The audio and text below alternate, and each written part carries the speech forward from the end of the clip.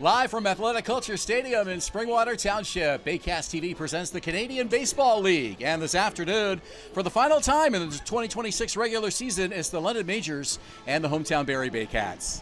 Hello again, everybody, and welcome. Along with Julius Hern, I'm Ben Davy. The London Majors are red hot. First place in the CBL standings coming into today's game. Started the month of August with a 5-game win streak and playing some really good baseball coming in here against a Barrie team that has struggled. We'll talk about them in a moment, but as for the Majors, Julius, a team that historically has been well built on pitching and defense, but they've added the component of power, and the offense has really helped them get to this first place position that they're in today. Yeah, 4 players in their starting lineup, all with double-digit home runs, all with OPS above 1,000. And you look at that middle infield specifically, don't typically see the kind of power that they've gotten from the shortstop and second base positions, but Christian Anoa and Michael Escato specifically have been incredible. Escato himself comes into this game on a 14-game hit streak. He homered last time the Majors were here, so he's had success against the Baycats in this park. Looking to do it again this afternoon.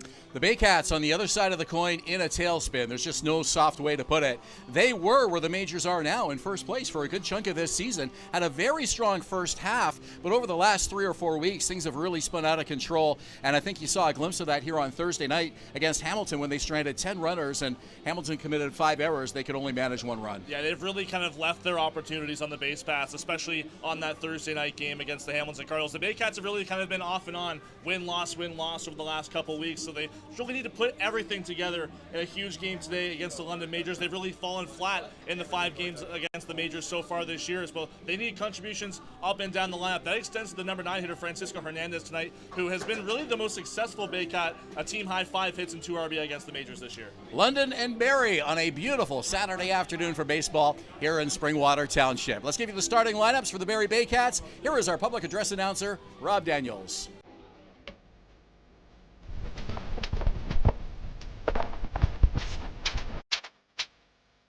And now, the starting lineup for your Barrie Baycats, managed by Josh Matlow.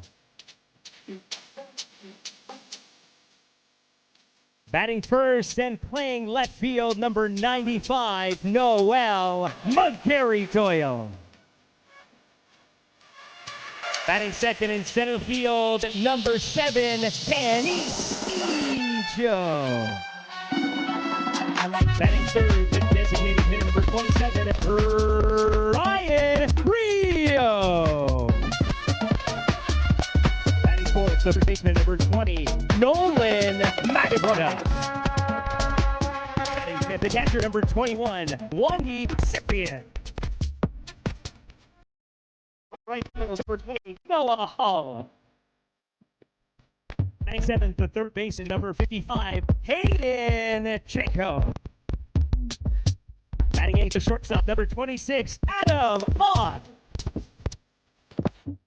At ninth, at second base, number 0, Francisco Hernandez. Pitching this afternoon for the Baycats, number 45, Raymond Pacala.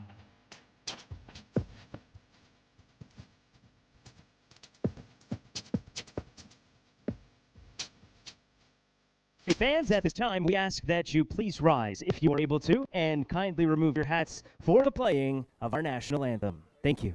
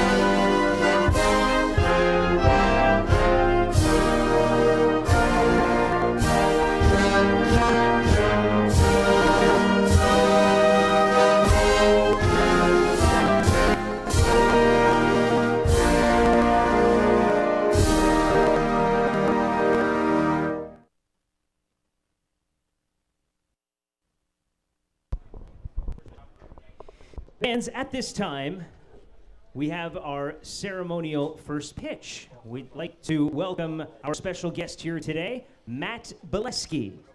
Now, Matt is a very proud Canadian and former National Hockey League forward. Played in the NHL, playing more than 500 NHL games, including a memorable run to the Stanley Cup final with the Anaheim Ducks. He's also Springwater's newest 2026 athlete inductee. Today, Matt brings that same passion and competitive spirit to his role as one of co-founders of Kilo Beverage Company. Baycats fans, make some noise and welcome Matt Bolesky to the mound for this afternoon's ceremonial first pitch. Matt, it's your pitch. And on that note, we are ready for Baycats baseball here at Athletic Culture Stadium. Matt Bolesky, a hometown hero. But on the other side of the coin, he was not a Barrie Colt, and he scored some of his biggest junior goals against the Barrie Colts. It took a little while for hockey fans to warm up to Matt Bolesky, I think, but certainly an incredible NHL career followed. Yeah, I got to call his name at the Boots and Hearts Barn Burner last week, and it was an incredible event. He was a big part of the community here in Springwater in the Barrie area, so lovely to see a good first pitch out there this afternoon. Played for Anaheim, Boston, and the New York Rangers over his NHL career. But of course, Colts fans remember his tenure with the Belleville Bulls and scored some pretty big goals against Barrie Colts in his junior years. I remember because I was there calling those goals. Yeah, those early 2010s playoff series were very exciting between those two clubs. All right, let's take a look at the London Major High manager Rup Chanderdak here this afternoon. Jordan Lewis is the leadoff man in left field. Trent Lenahan, the sensational rookie third baseman, bats second. Michael Esgato bats third at short. Christian Manoa is the cleanup hitter. He's at second base. Starling Joseph, Baycat killer, DH, hitting fifth. Tucker Zdunek is in right field batting sixth. Jarrett Bernie's in center field hitting seventh. In the eighth spot is first baseman Xavier Riddle. And number 9 hitter is catcher Jaden Babiak. Not for the Barrie Baycats getting a spot start as an opener. Lefty Braden Pakla. It's his first start since a similar appearance back in 2024. Comes in today with a 1-1 record, 4.73 ERA in 16 late appearances so far. Should be coming in before Saul Vasquez, likely good for an inning or two before the other lefty will enter this game. And a big one for the Barrie Baycats to try and limit an offense to the London Majors that has been deadly against these Baycats this season. Yeah, we'll see how this unfolds as we go through the afternoon, but kind of a situation where a relief pitcher getting called in to be the opener, and sometimes managers will do that intentionally. That's not the case here today. But Pakla's ready to go, and Saul Vasquez will be entering this game at some point after a couple of innings probably. We'll see how far Pakla can go. First pitch of the game is off the outside part of the plate. It's a ball, and we're underway here on a beautiful Saturday afternoon at 4:09 p.m. 25 degrees, feels like 27 with Humidex and the wind blowing in this afternoon. That pitch is up high, and Pakla behind 2-0. You mentioned how the opener, obviously not an intentional move here from Josh Mel. Usually you see if it's an intentional move, you likely will see the change up in the platoon matchup. Pakla a lefty, Vasquez a lefty, who will follow him. So Majors hitters in this lineup are going to see the same arm slot likely throughout the majority of this game. Yeah, a lot of right-handed bats in this Majors lineup this afternoon. There's a called strike. He finally gets one over 3-1 now.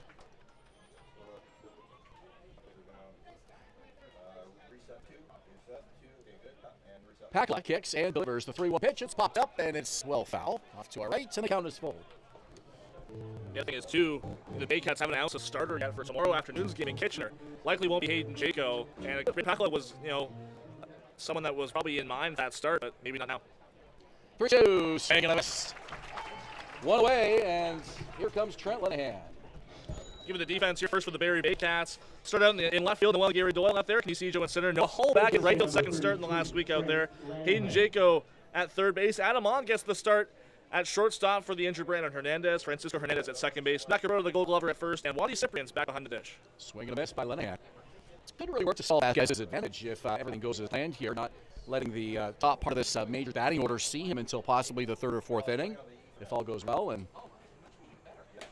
anytime you can minimize those looks that the opposing lineup get, can turn to a pitcher's advantage. Well, I think back to last year, and when Frank Garces was starting, usually the relief option to follow him was Braden Pakla, and that's still a lefty-lefty in succession. And that was really successful for Pakla because even as a left-hander, it's a very different look compared to former Major Leaguer Garces. Now he's coming in for another left-hander, so it could be a different outcome today, but it has worked in the past the other way around. 2-1, and it's a high fly ball to left field. Noel Gary Doyle back, then in, has a read on it, and puts it away for the second out. So 2 away for the Dominican sensation, Michael Esgato. Shortstop number 8, Michael Esgato. Product of Santo Domingo, off to an outstanding rookie campaign. 13 homers, ties him for third in the league. He's 24 years old. First pitcher, Pakala bounces up to the plate.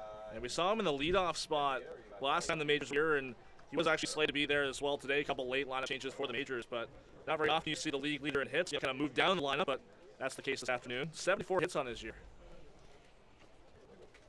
It's amazing when you look at this majors batting lineup, how many of these players are first-year CBLers, never mind first-year London majors.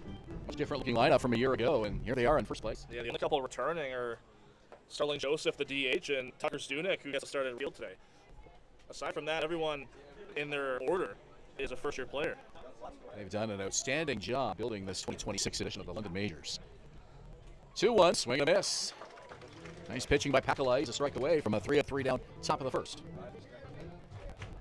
Jordan Lewis, who led off this game, happened Brantford back in 2022, but missed last year and came back for 2026. 2-2, off speed, and it's high. A little outside as well. And the count is now full. Home plate umpire today is Chris Marco calling the balls and strikes. Adam Sims at first. Chabave at third. Payoff pitch on the ground to third, and it gets over the glove of Hayden Jaco and goes into left field. You have to see how that one's going. Really tough outcome there for Hayden Jaco. Looked like he had a beat on it right away, and split second, maybe lost it. Cost the Baycats a 2-out base runner. Definitely didn't position himself as well as I'm sure he would have wished. They are going to give him a hit. So Escado was aboard. 1 on, 2 away. Here's the cleanup man, Christian Noah. That's Escado's 75th hit of the season. Center field. That's a base hit. Ejo picks it up, fires it in, digging hard for third. It's Escado. He slides head first, and he's there. Runners on the corners of the majors with 2 out. Well, there's that 1-2 punch of Escado and Noah. And Noah had brought the power here the last time the majors were at Athletic Culture Stadium. A couple home runs, jumps on the first pitch you saw from Braden Pakala. Exactly where you want to put a 2-out base hit, near that left center field gap, and end up there from John as well to move up to third base. Rookie Dominican phenoms. Christian Noah and Michael Escado, back-to-back singles here. Runners on corners, 2 out. And here's the always dangerous Sterling Joseph. And he drops this one to left center, and that'll drop for a base hit. It'll go all the way to the wall. In the score is Escado. Rounding third comes Noah. The throw in, not in time. The tag applied by Cyprian, squirted out of his glove. A good throw on the cutoff. 2-0 majors. Yeah, Cyprian just not quite able to squeeze that one, maybe in his mind, trying to make the play a little bit too fast before actually making the catch. If he maybe held onto that one, he definitely had a shot at getting a Noah. Nonetheless, as soon as this inning looked like it was a quick 1-2-3, the majors strike with 2. Yeah, the Baycats got that ball in surprisingly quick. I think maybe caught a Noah a little bit by surprise. Everybody clap your hands. Joseph to second on the throw in.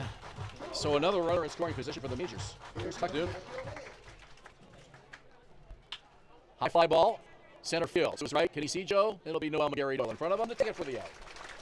Majors straight a runner. They score 2 after a half an inning. 2-0 London here on Baycats TV.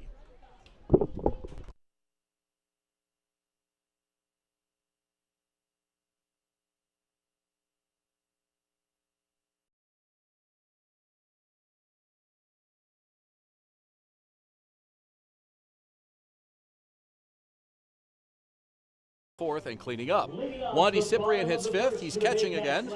Noah Hall in center and right field batting 6th. Hayden Jaco's the third baseman today. He bats 7th. Adam Ott is the shortstop today, batting 8th. And the number 9 hitter is second baseman Francisco Hernandez.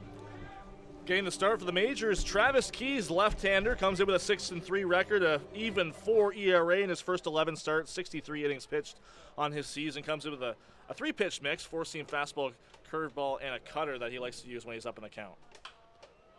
McGarry-Doyle fouls it away. That 4 ERA is 5th best in the CBL coming into today. ERA of exactly 4. Had one start against the Baycats earlier in the season. That was in London, went 6 innings. Allowed just 2 earned runs on 4 walks, struck out 2. And allowed 6 hits in that one as well.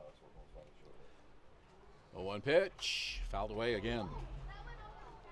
Keys with a 6-3 record. That's 1 away from his career high win total. So he can surpass that today. 0-2 the count to Noel McGarry-Doyle.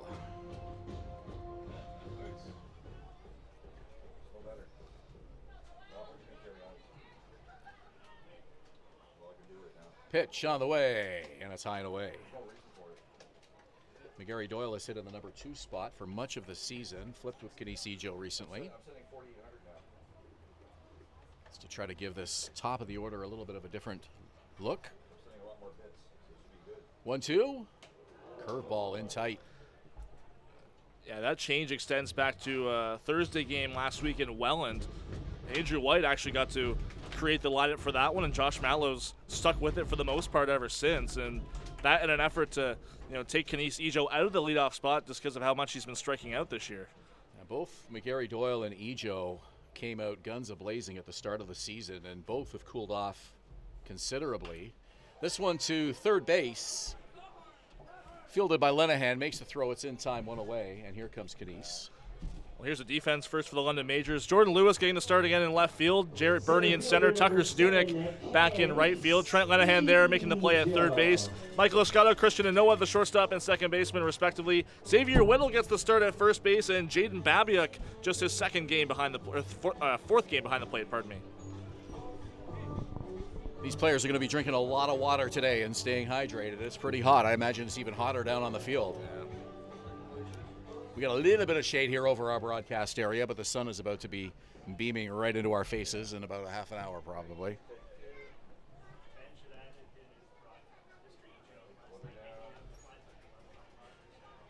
Keys winds and delivers to Kinesijo. High and away.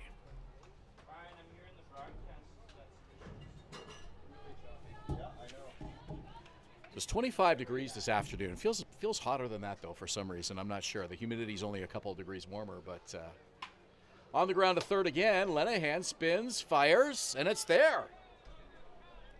2 ground ball outs to third. Here's Ryan Rio. And that looked like a carbon copy. Both Kinesijo and Noel McGarry Doyle, almost the same ground ball. Lenahan fielded it the same way.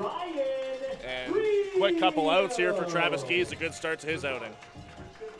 What would be your ideal temperature range for baseball, Julius? Give me like a 3 or 4 degree range of your ideal baseball temperature. Are you talking about base temperature or humidex as well? I wasn't getting too complicated with it, but well, it's 25 today, right? Some fans would say this is a perfect day for baseball. I think it's a little bit warm, but I think 25 is a good temperature as long as you don't have the humidity like we have today. Obviously, the sun beaming on everybody adds a lot to it as well. Well, no forest fire smoke. That's certainly nice. Exactly. Certainly helps the players breathe out there on the field. 1-1 to Ryan Rio. Yeah, obviously, there are some days where it's so humid that it feels like it's harder to breathe out there. Doesn't seem like that's the case today. My favorite baseball weather is October. Baseball weather, 15 to 20 degrees, even cooler than 15. I don't make it get as low as 12 or 13. I'm still good with that. Give me a nice tall mug of coffee and a hoodie, and that's perfect baseball weather for me. Swing and a miss by Rio, and just like that, the Baycats go quickly and quietly. No score after an inning here at Athletic Culture Stadium.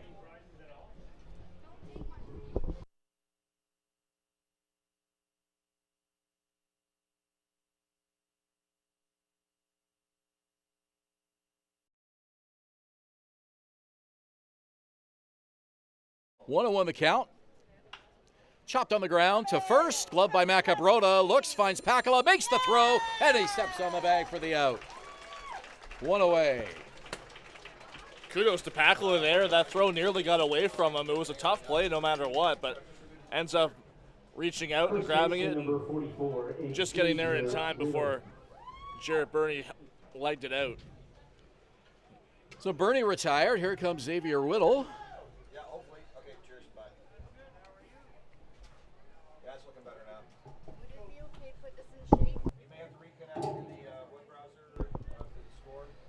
Majors 6-2 so far in August. This one on the ground and through into center field for a base hit. Whittle is aboard. A 1-0 single, and here's the number 9 hitter, Jaden Babiak.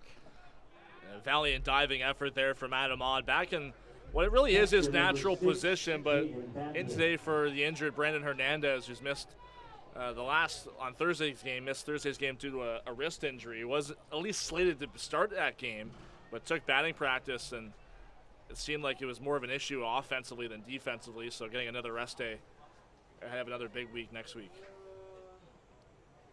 I think Adam Ott has played every infield position this season except for catching. They've moved him around quite a bit. This one all the way to the backstop. Down to second goes Whittle on the wild pitch.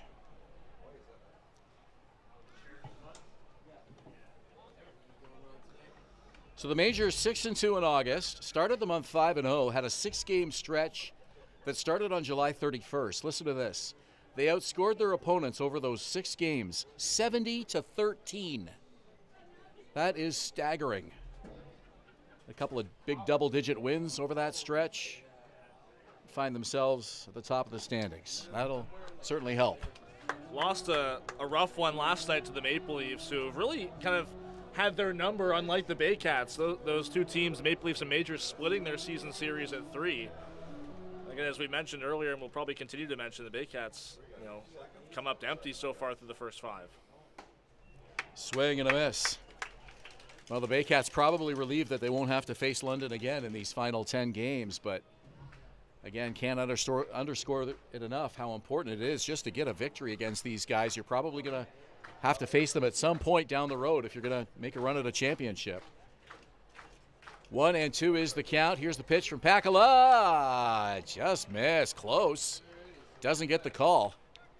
2-2. Yeah, Babiak really leaned into that one. Looked like it was a difficult one to lay off of. Looked like the slider there from Pakala. And that was his 2-strike put-away pitch and just missed. 2-2. Called strike 3. Second strikeout of the game for Braden Pakala. 2 down, and it's back to the top of the order.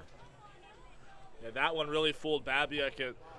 Pakala put the same action on it, looking like he was going to go outside with it, but snuck it in the inside part of the plate and retired Babiak.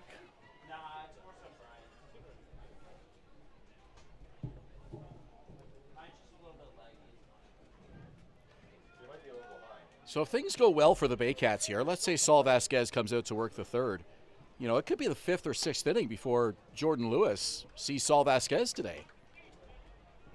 So a much different sort of, way of looking at this game from a Baycats perspective. And the scheduled starter isn't going to be seen by the top of the order until the middle innings.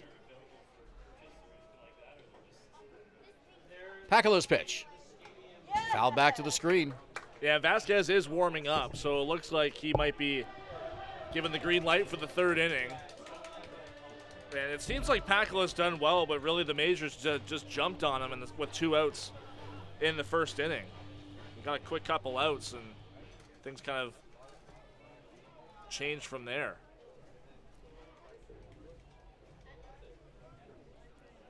It's worth noting that even in his relief appearances, we've seen Pakala struggle in his 1st inning and then pitch better in the 2nd and 3rd inning of his relief appearances. So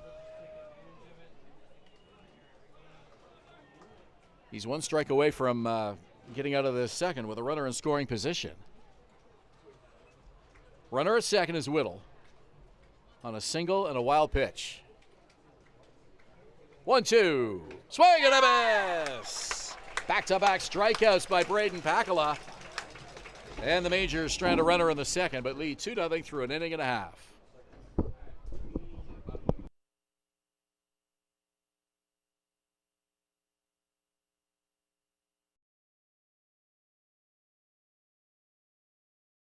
Join Team BKGC. Inside 17,000 square feet of dedicated gymnastic space, athletes of every age and level come together. Whether you're just starting out or building advanced skills, there's a place for you here. BKGC, building confidence, community, and champions since 1965. Visit Alliance Billiards and Sports in the northeast end of Barrie. A fun, friendly family environment offering pool, darts, karaoke, and live entertainment. Enjoy a large variety of delicious food and drinks on the patio. You'll come as a stranger and leave as a friend.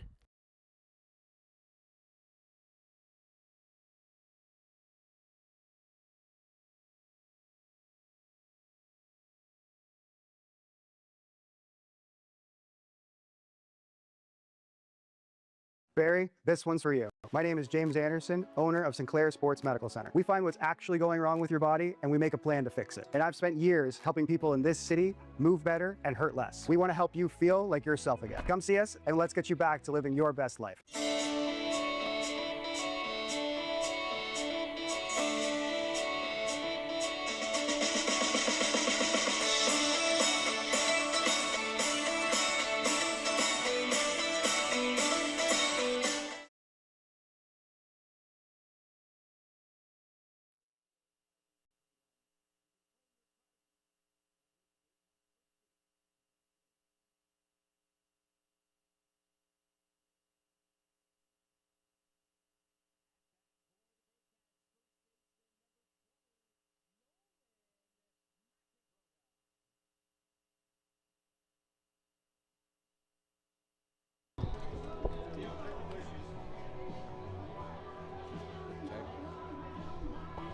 Second inning of play is brought to you by Silo Athletics, the next-level indoor facility for baseball and soccer, featuring training programs, camps, and private events. Now open. Book today at siloathletics.ca. That's Julius. I'm Ben. We're here on a Saturday afternoon, and Nola Macabrona gives this a ride to center field, hit a long way. It is going to be over the head of the center fielder and all the way to the wall. Bernie picks it up and fires it in. That's a stand-up double for Nolan Macabrona to lead off the second. Absolutely the best possible way for the Baycats to start this inning. Put a runner in scoring position right away and put the pressure on Travis Keys. And we mentioned earlier in our open how it was so difficult for the Baycats to cash in on their opportunities on Thursday night. They left 6 runners in scoring position, a chance to kind of turn the tables here. Wandy Cyprian, who played second base in that game on Saturday against Hamilton. Back to handling catching duties here this afternoon. So the Baycats with their first base runner of the day. Travis Keys takes a long look in. He wants his catcher to go through the signs again. Checks the runner, kicks and delivers, and showing bunt is Cyprian. He lays it down, back to the mound. Keys gloves, has no play. Nobody covering the bag. That's a bunt single all the way for Wandy Cyprian. That's some smart baseball from Wandy Cyprian. Xavier Whittle did come in, but it was Travis Keys' ball to make a play on all the way. And Christian Anoa, the way he was kind of shaded over up the middle, there was no shot at him even beating Wandy Cyprian at first base. Whittle and Anoa just had a quick chat between first and second just to try to get on the same page, because clearly they weren't. And a positive exchange, but just kind of making sure everybody's got the same game plan that they're executing on a play like that, should it happen again. Keys really had no option there. And the first pitch to Noah Hull is upstairs. Well, I'm sure Cyprian noticed that Anoa was the one that was trying to keep Macabrona honest at second base. So he was shifted a bit closer to that second base bag and would have not have had the time allotted to him to be able to cover first to make a potential putout. 1-0 pitch, low and away. So 2 on and nobody out for Barrie. And these are the kinds of at-bats and opportunities that manager Josh Matlow and the Baycats coaches have been wanting to see these Baycat hitters capitalize on, especially with nobody outs. You have to score something in a situation like this. And now they got the runner hung up, and coming home to score is Nolan Macabrona, and they're still trying to chase down Cyprian, and he's back to the bag safely. So how about that? Cyprian gets hung up. Macabrona comes in on some heads-up base running, and Cyprian's back to the bag. I think there's some confusion here with home plate umpire Chris Marco. It's Josh Matlow's going to come out and have a chat. He might be signaling that Macabrona has to go back to third base, but I don't see why that would need to happen.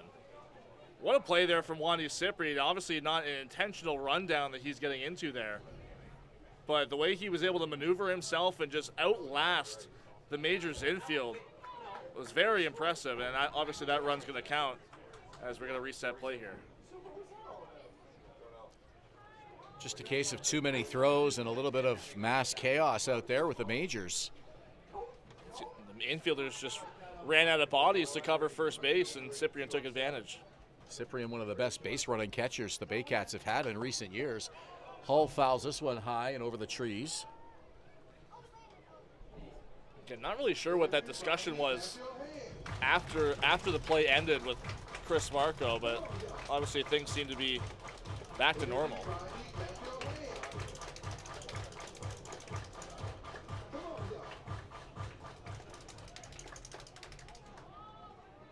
Still nobody out. It's a 2-1 count to Noah Hull. Cyprian the lead at first. Does not go, and a swing and a miss by Hull. So I think that's going to go down as a stolen base for Nolan Macabrota. I guess technically that's what it would be. Yeah. Stealing home? Yeah. It's like it would have been a double steal if Cyprian Right. had gotten the second, but So it's still a stolen base, and Nolan Macabrota can say he stole home, even though it involved another player in a rundown. So how about that? Into left field for a base hit. And the Baycats keep pouring it on here in the second inning. 3 straight hits. Macabrota with a double, Cyprian with a single, Hull with a single, and here comes Hayden Jaco. yeah, Travis Keys, he left that curveball hanging upstairs for Noah Hull, and he was all over it. And it looks like Rube Chanderdat's going to come out for a chat with his infield. Well, this is clearly just a strategy session. There's no way Rupe's coming out with a hook in his hand here. Nobody warming up yet in the Majors bullpen. Honestly, you wouldn't expect Travis Keys to not get an out in the second inning, but the way how much of a reliable starter he's been for the Majors this year. Clearly, Rupe has some information he wants to pass along here. Well, Hayden Jaco coming up, former London Major, and Rube Chanderdat knows all about him. That's a great point. So we'll see what he's thinking. And we'll see if there's some sort of defensive positioning here that might give an indication of what the Majors are expecting out of this at bat. Still nobody out, 2 on.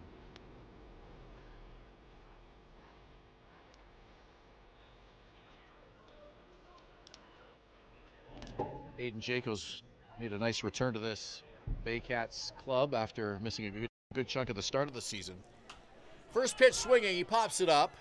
Could be playable. Over down the first base side. It's just out of the reach of Xavier Whittle. Yeah, it's a brutal wind out there today. That ball just kept swirling around.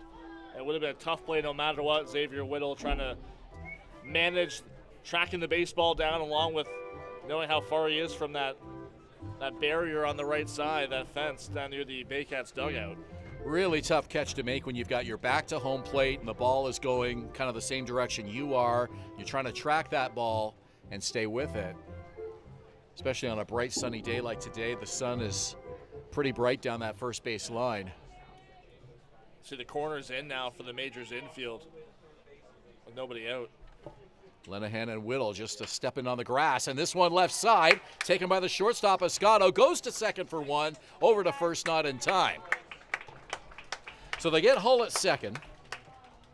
Cyprian advances to third. Jaco's aboard on the fielder's choice. Number 26, Adam Odd. 1 out in the inning for Adam Odd.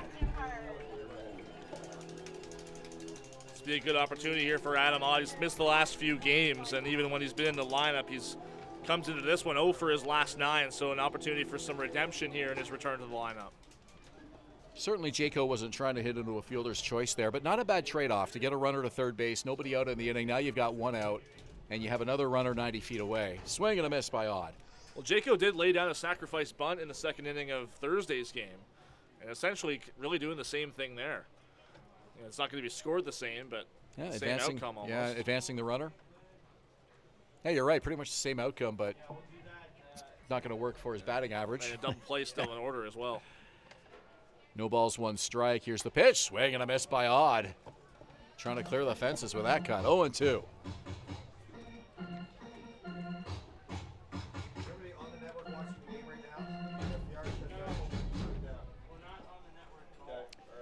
No balls, 2 strikes. If you're just joining us, London with 2 in the top of the first. Barrie with 1 here in the bottom of the second. 2 on, 1 out. Here's the pitch. Swing and a miss by Odd. Big strikeout for Travis Keys. 2 away. And here's the number 9 hitter, Francisco Hernandez. Second baseman number 0, Francisco Hernandez. Seems like Hernandez, he started the year at the top of the lineup, right around that number 3 spot, maybe it's a number 5 spot for the most part. Really fit in the number 9 spot where his brother was for much of the year. It's been, no matter where you put him in the lineup, he's going to be productive. First offering from Keys, runner goes, pitches a strike, throw to second, coming home is the runner. Cyprian will score. They've got Jaco though. The run should count there, and it will. They put it on the board. Yes, it counts. Everybody's saying it. We got it. He crossed home plate. It's a 2-2 tie. So that's the third out of the inning. And we'll go to the top of the third. London 2, Barrie 2 here on Baycats TV.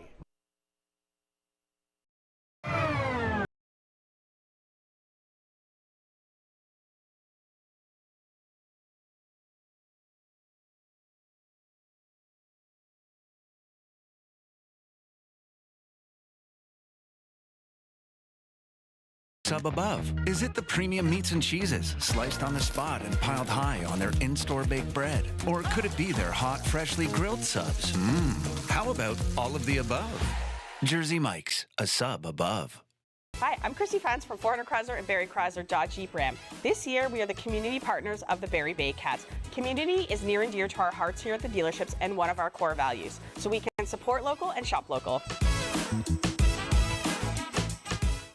Join Team BKGC. Inside 17,000 square feet of dedicated gymnastic space, athletes of every age and level come together.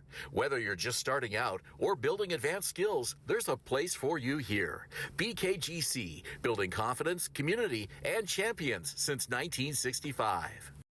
Step up to the plate at Park Place. The latest fashion, delicious dining, exciting entertainment. Hungry after the game? Stop by one of their patios or grab a sweet treat for a grand slam of flavors to satisfy every craving. Park Place, where every visit is a home run.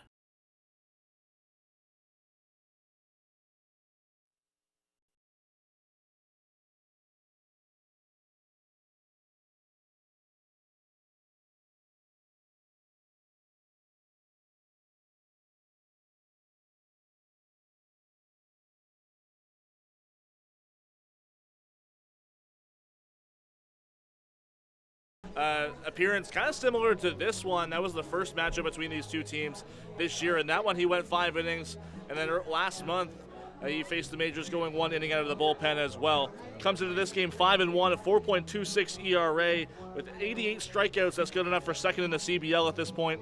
21 walks to that, a 1.29 whip, which is the best on the Baycats. So mixed results for Braden Pakala in his short 2-inning start today. He allows 2 earned runs on 2 hits in the top of the first inning. Scoreless second, allowing 1 hit, 3 strikeouts, no walks. So a little bit of everything for Pakala today. The Baycats scoring 2 to help him out here. And it's kind of a clean slate for Saul Vasquez as he comes out here to work the third. Yeah, it's a tie game. Not having to try to keep his team in it. He can kind of take it as if it was a regular start. It's just like playing a 7-inning game now if you're Saul Vasquez, right? The only difference is he starts with the number 2 guy in the order. Yep. Trent Lenahan. Pretty dangerous bat for your first look at this lineup today. Pitches down low. I think we talk about Braden Pakala and his 2-inning outing today. I think that goes a long way to maybe proving to Josh Matlow that, hey, maybe, because the Baycats are going to need a spot starter next week, another 4-game week. He could be the guy to take that role, whichever game it is, Tuesday to Sunday. Pop foul right side. Hayden Jaco would be the other name that you might put into that conversation, and I know he wants to pitch. He's been working hard on his pitching all year. Jaco started last Sunday in Kitchener. The Baycats are in Kitchener tomorrow, and they need a spot starter, but I'm not sure that he's the first man on the list. 1-2 on the way, and it's up high. Gave up a couple home runs in that outing, one to his former teammate Malik Williams.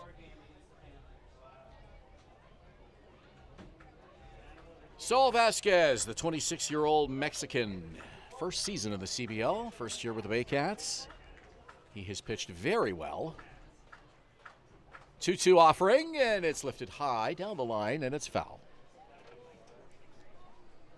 5-1 for Vasquez, 4.26 ERA. And 88 strikeouts now, was leading the league in strikeouts for much of the year. He's second now to the guy we saw here on Thursday night, Hector Yon. 88 for Vasquez, 94 for Yon coming into today. On the ground, foul.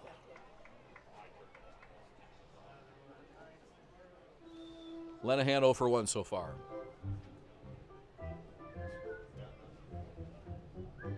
Boy, what a crowd we had on Thursday night for our Pack the Park game against the hot-hitting Hamilton Cardinals, and so much energy in the park on Thursday night.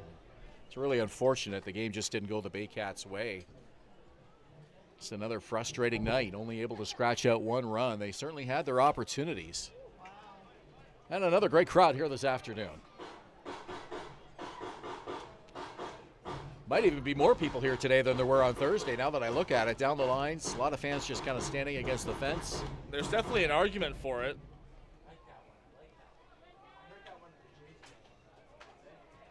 Two balls, two strikes.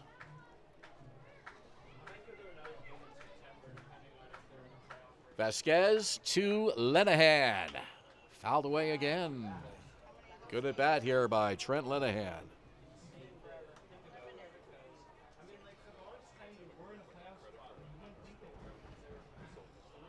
Lenahan, 24-year-old rookie out of White Rock, BC. Definitely a Rookie of the Year candidate when you look at the outstanding season he's had. Currently hitting, one of two players currently hitting over 400. 402 average coming into today. Here's the pitch. Didn't get it, and Saul Vasquez throws his hands in the air in surprise and makes a couple of other gestures to home plate umpire Chris Marco. Better be careful. Did not like that call. He's got to be careful. Yeah, it's just his first inning of work, and it did look like a really good pitch.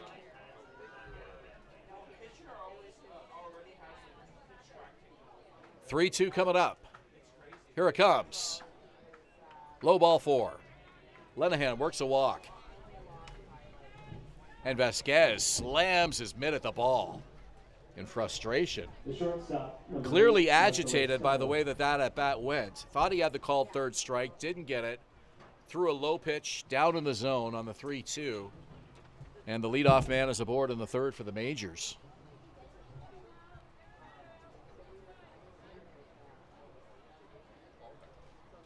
Now, for the most part, we've seen Saul really keep his emotions in check on the mound, but doesn't get overly animated out there. Popped up and right into the catcher's mitt. Cyprian's there, looks the runner back, one away.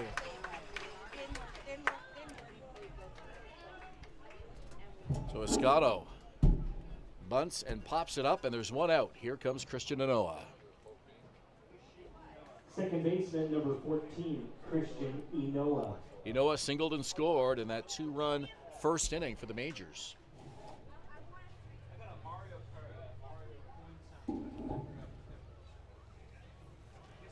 "14 home runs for Enoa. That's second only to Yasiel Puig. Someone who fans around the league have been watching with great interest in Toronto. Former major leaguer. Playing his first year of CBL ball. I think there's an argument for Puig to be considered for MVP, but when I look at the way he's been playing, it's been extraordinary when you look at the numbers, but it's not pairing with the team success either, and I think that's a big reason or a big criteria point when you think about who should be MVP in the CBL. Well, it's an interesting way to put it, and fans will make both arguments on both sides of the equation on that debate, whether team success should have anything to do with a player's contribution as an MVP. And then you get into the whole semantics of his most valuable player, same thing as most outstanding player. And yeah, I think outstanding and valuable are two vastly different things. No balls, two strikes. Here comes the crowd behind Saul Vasquez. Runner leads. Here's the pitch, and it's high. 1-2. It says we're doing okay here on the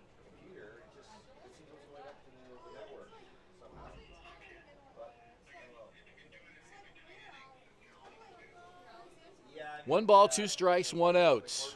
The runner at first is Trent Lenahan, who started this inning off with a walk. Vasquez takes 2 looks at him and delivers. Fouled away. Ynoa stays alive.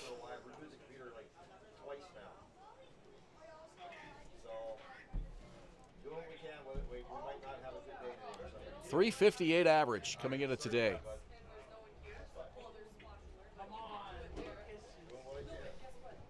And you rarely ever see a second baseman with an OPS approaching 1,200. Pretty amazing. Runner goes. Here's the pitch. It's a fly ball to left field. McGarry Doyle sees it, has it, and back to first is Lenahan. He'd gone about 2/3 of the way down to the bag, had to put the brakes on. So 2 away, and here's the designated hitter, Starling Joseph. Starling Joseph.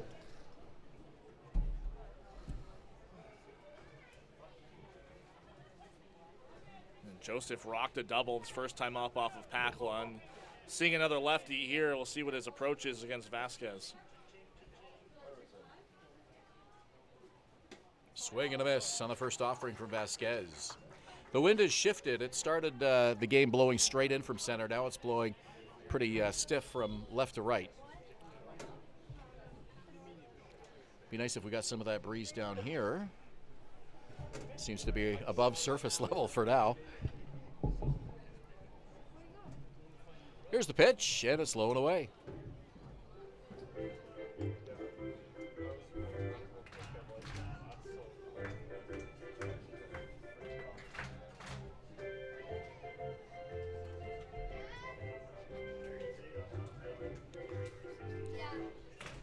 Fifteenth appearance of the season for Saul Vasquez, and now his 5th relief appearance. Runner goes, and the pitch is fouled off. Lenahan off with that pitch again. It looked like maybe there's a hit and run play on there for the majors, and wouldn't exactly think of Trent Lenahan to be a candidate for a stolen base, just 2 this year. Gives you a sense of how confident Rube Chanderdad is with his hitters at the plate, being able to protect the runner, and that's twice now that we've seen Lenahan off with a pitch, and the majors have been swinging on that same pitch. It's a 1-2 count now. Here comes the crowd behind Saul Vasquez. Pitch to Joseph. It's on the ground and through into right field. Holding at second is Lenahan. Hull fires it in.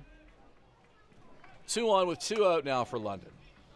Lenahan really had to hold up there his leadoff at first base. Watch that ball go by him, because make sure that he wasn't the third out of this inning if that ball hit him off the bat.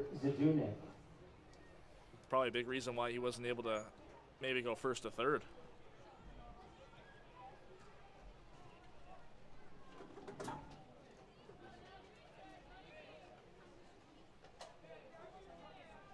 Zdunek is 0 for 1. He flied out to center field to end the first, taking all the way on the first pitch, and it's outside.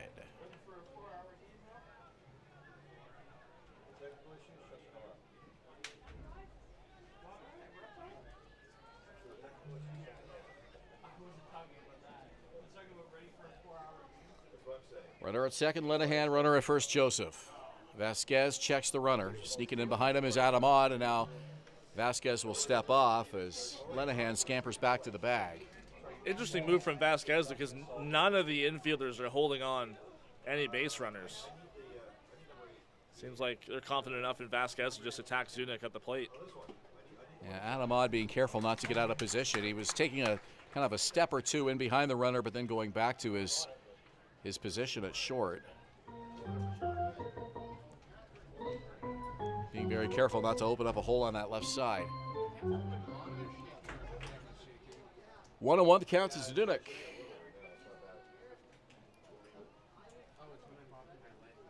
Pitch from Vasquez. Gets it over for a strike, 1-2, and Saul Vasquez again a strike away from getting out of this inning.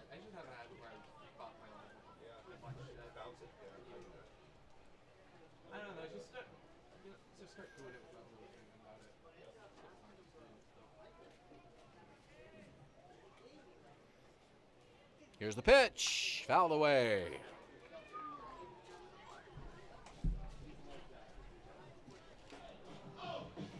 Majors are in Hamilton tomorrow afternoon. They finish off the weekend at 4:05. Baycats in Kitchener again tomorrow, 2:05. Feels like they're playing the Panthers a lot these days. That'll be the 6th of their 6 matchups this year. They split a doubleheader last Sunday.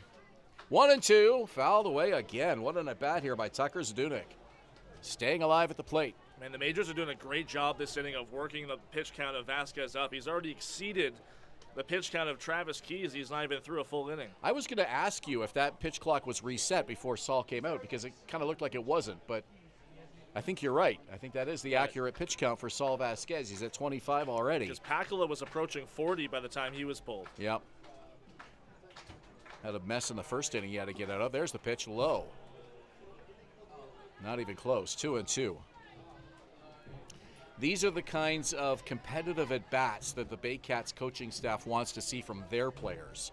And I talked to Coach Brad Grieveson before the game, pitching coach, but he's always got a close eye on the batters as well. And he says we need more competitive at-bats from our guys at the plate, doing what other teams are doing to us. And you see exactly what Tucker Zdunek is doing here against Saul Vasquez. This is exhibit A for what they want to see Baycat hitters doing at the plate. Yeah, I think it's about picking the right moments to be aggressive, right? I think you see the Baycats, they're aggressive so early in counts. You saw also with the Cardinals, they were able to work up some pitch counts on Thursday night. The Majors are doing it as well here with some patience. Driven to left center. Base hit. Rounding third is Lenahan. He scores easily. Throw in from center is cut off. That's an RBI single for Tucker Zdunek, and what an at-bat for him. All that patience paid off for Zdunek, and also the way he was able to protect the plate with 2 strikes there was very impressive, and he really earned that base hit. He could have maybe stretched it into a hustle double, especially if Joseph was sent around, but I think that's the smart move of holding him up there. It was a quick in from Kinesijo. Jared Burney to the plate for the second time.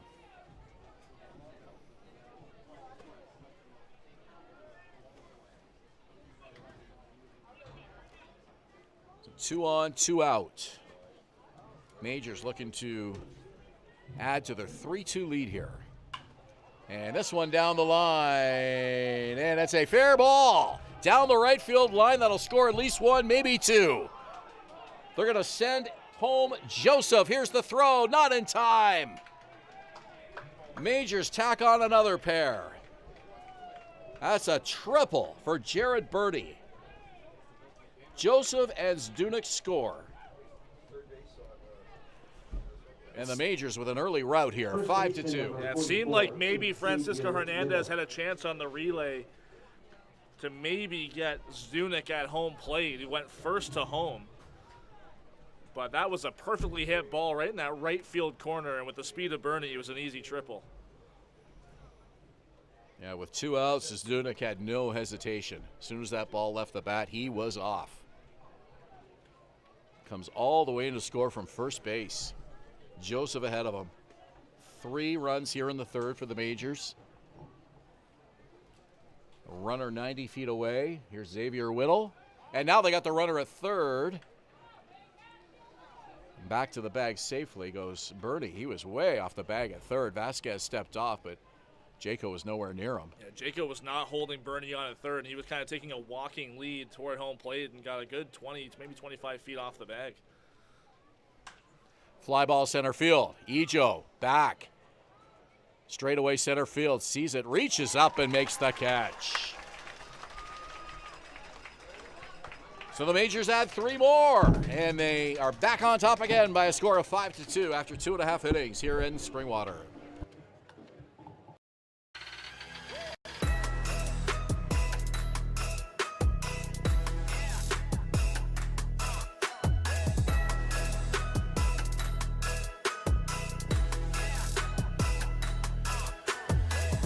Hi, I'm Christy Fans from 400 Chrysler and Barrie Chrysler Dodge Jeep Ram. This year, we are the community partners of the Barrie Baycats. Community is near and dear to our hearts here at the dealerships and one of our core values, so we can support local and shop local.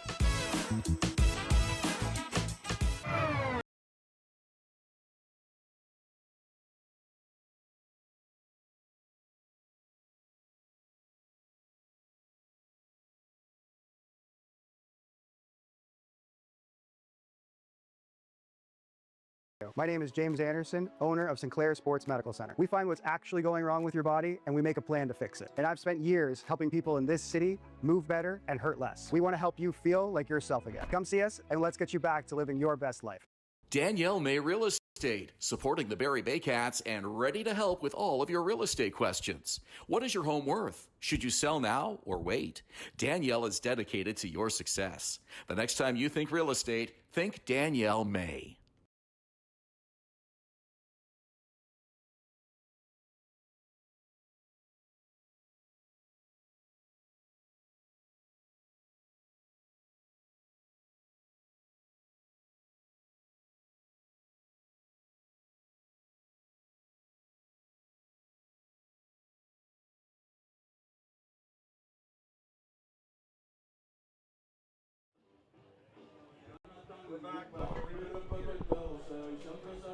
Third inning of play is brought to you by Render 3D Quick, the #1 architectural 3D rendering company in Canada, working with thousands of builders, developers, architects, and more.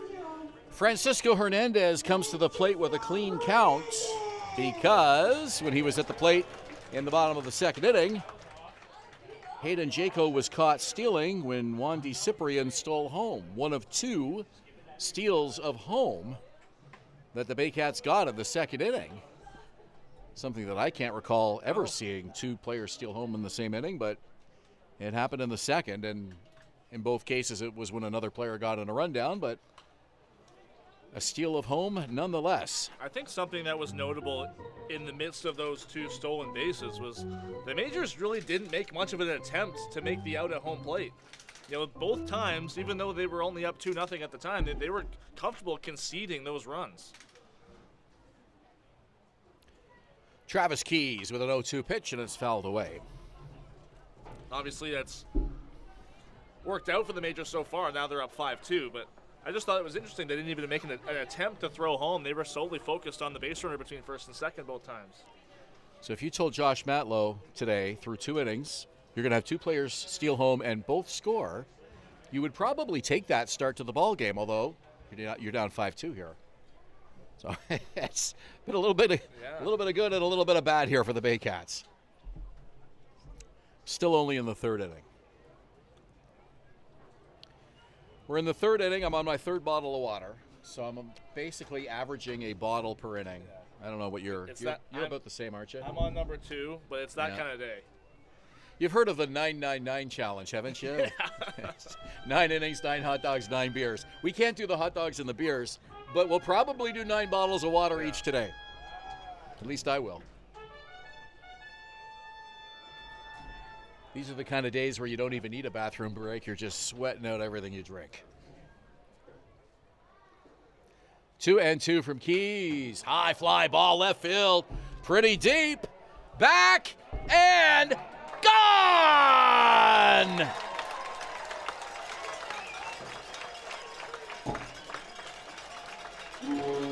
Jordan Lewis could do nothing but watch that one go over the left field fence. Solo shot for Francisco Hernandez. Just the way he hit that ball, the trajectory was so high, it was a question of whether it was going to stay fair, but clearly a no-doubt home run. Jordan Lewis out in left field could only watch it fly over the trees. Number 95. Kind of caught everybody by surprise here, even some of these fans. Didn't really realize, I think, how far that ball was carrying, especially with the wind blowing in today. Hernandez's 8th home run of the season, which puts him in a tie with Canisijo for the team lead. Side note, we've got a pretty skilled little junior Baycat announcer on the mic here today, very energetic. Be nice to give him a busy half inning of work. Absolutely. Keys to McGarry Doyle. Checked his swing. Did he? No, he did not. Chabave at third says that he went.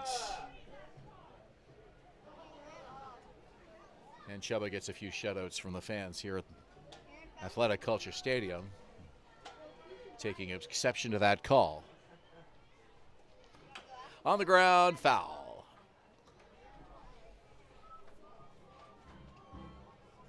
"5-3 London."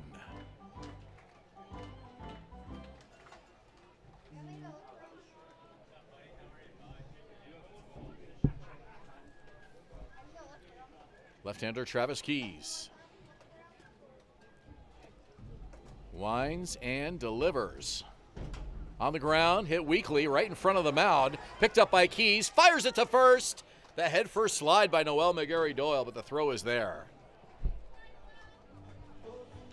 A great effort from McGarry-Doyle, and Keys had to go quite a long way actually off the mound to make that play and spin around. It had all the momentum in his throw as a left-hander. And, despite the speed of Noel McGarry-Doyle and the head first slide, it was a bang-bang play. Not a huge fan of the head first slides into first. I think there are certain situations where that can work, but with the speed McGarry-Doyle has, I mean, why would you slow yourself down with a head first slide? That's what I'm wondering. I'd rather just see him not break stride, run through the bag, try to leg it out that way. It's interesting because you always think of, at least I think of it when you slide into second base, you're definitely taking speed off of your trajectory. When you slide feet first, when you slide head first, at least you're keeping some of the momentum from your sprint. Well, with a head first, there's a hot shot over to the major dugout. With a head first slide, at least you're getting the arm extension. It's just about how much of a dive you really take as opposed to going right to the ground. And how many fractions of a second that it's taking off of your time. And also with how much dust you kicked up, I'm sure it's harder for the first base umpire to see when your hand actually touches first base. Swing and a miss by Ejo. Just got a piece of it. Into the glove. Strike two. 1-2. Ejo 0 for 1. Especially if you're wearing white batting gloves too. Yeah, if the umpire can't see your hand on the bag, the call is probably not going to go in the runner's favor because he's going to be listening for the sound of the ball in the glove. Fouled off to the right. 38th pitch for Travis Keys.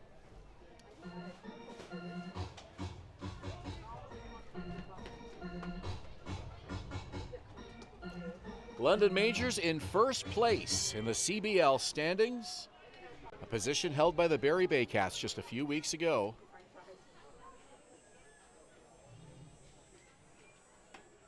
Curveball, got it over for strike three. What a pitch by Travis Keys. Absolutely froze Kenisi Ejo. 2 down. Definitely, the Baycats dugout definitely didn't like that, but that was a nasty pitch. He used that curveball to his advantage against the righty Ejo. Strikeout number 3 there for Travis Keys.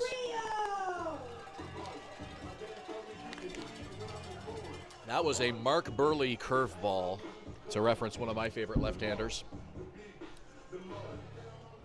Got it over, caught the plate, and 2 down now for Ryan Rio. Fastball for a strike. Rio 0 for 1 with a strikeout. Rio was the biggest bat by far in the Baycats lineup on Thursday. 2 of the team's 5 hits, along with the only extra base hit, which was a double. Yeah, on the night when the offense was struggling, Rio certainly brought his A game on Thursday.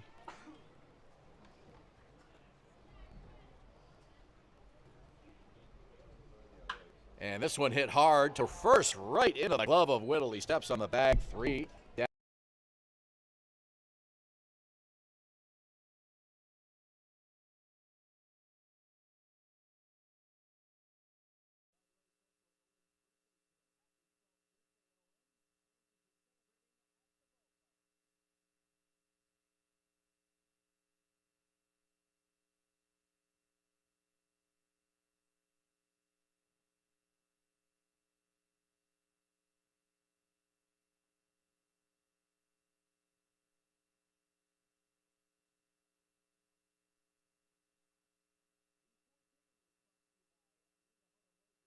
Investment Corp, delivering targeted investment returns of 6 to 8% with a 1-year maturity.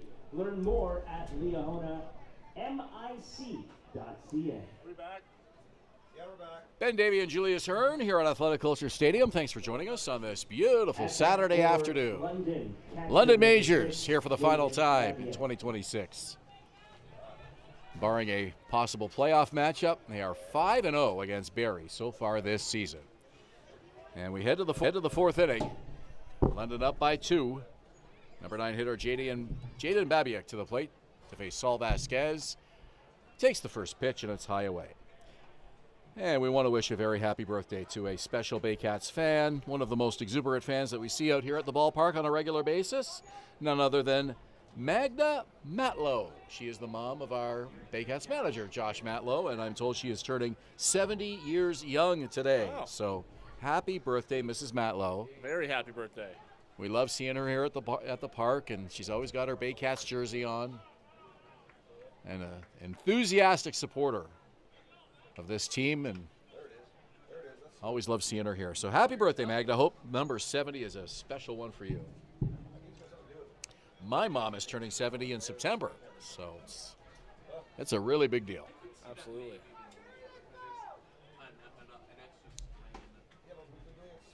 Two balls and a strike to Babiak, who's 0 for 1.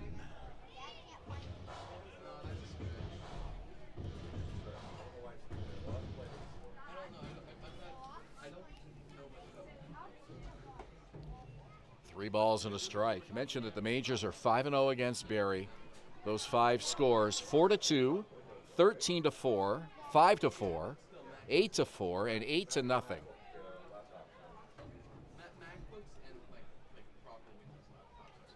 So 2 of those games decided by 2 runs or less, but a couple of lopsided scores in there as well, including that 8-0 shutout that you called here on I believe it was a Wednesday night. Yeah. That was a makeup game for a postponement.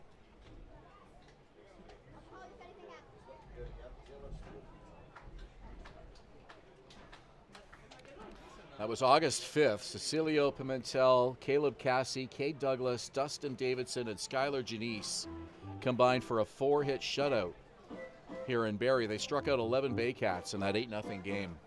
It was a dominant pitching performance. They got 5 from Pimentel and then 1 inning each from all of those relievers. Talk about managing your bullpen. Rup Chanderdat did that pretty much to perfection on August 5th here against the Baycats. So that's a walk to Babiak to lead off the inning. Second straight inning that Vasquez has put the leadoff man aboard. And we're back to the top of the order for Jordan Lewis. I think the common thread through those first 5 matchups between these two teams is that London has really brought the offense early on. They've had at least 2 or 3 runs in the first couple innings of each of those games. And that continued today.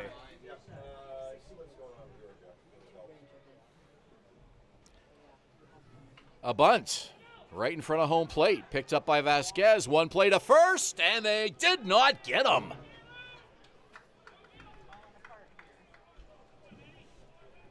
Jordan Lewis put the afterburners on. He's aboard with a bunt single. Babiak to second, 2 on for the Majors, nobody out. Well, it seemed like Vasquez got off the mound quick enough to have a chance at Lewis there. The throw to first base just didn't have much on it. It was more of a kind of a looping lob towards Macabroda, who caught it just above ground level. Yeah, fielded it cleanly, and I think maybe you're right, a stronger throw might have got him. So 2 on, nobody out. Here's Trent Lenahan. Pitch, swung on, left side. Passed Adam on into left field. They're going to send the runner. Babiak to the plate. Cyprian with the throw, but he's not able to apply the tag. And in safely is Jaden Babiak, London's 6th run of the game. Give the RBI to Trent Lenahan. Still nobody out here in the 4th.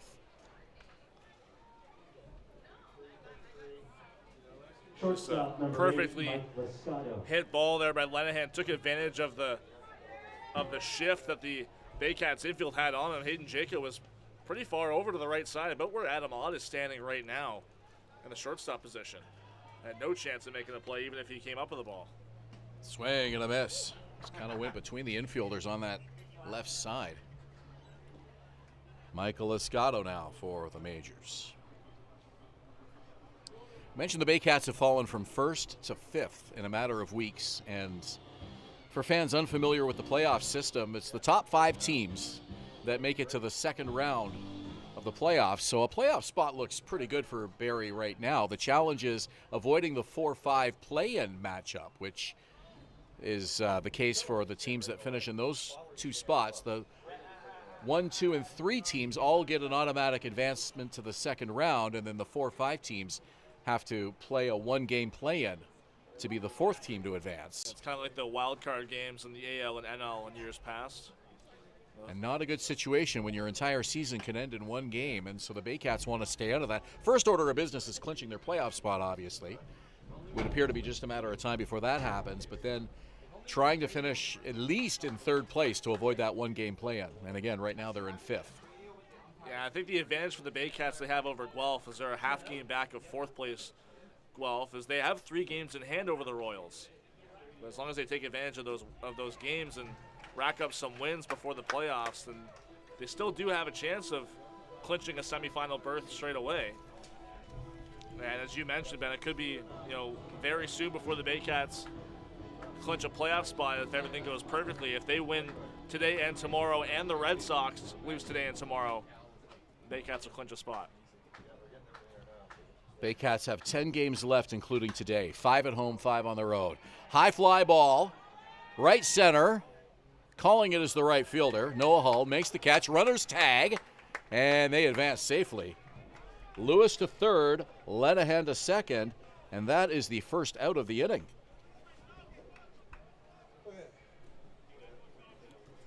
Smart base running by the Majors, and Noah Hull hasn't had a ton of time out in right field this year. He's seen more time in left field when he's in the outfield, and not sure he was really expecting even the runner at first base, Lenahan, to tag up, but just the arm wasn't there for it.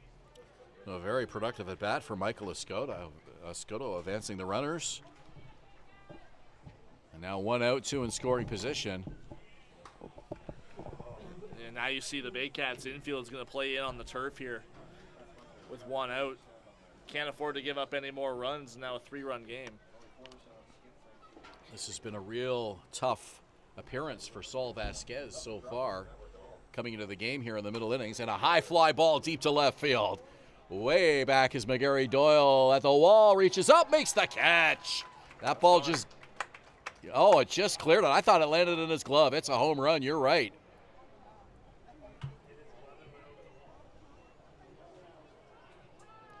That's a 3-run homer for Christian Anoa.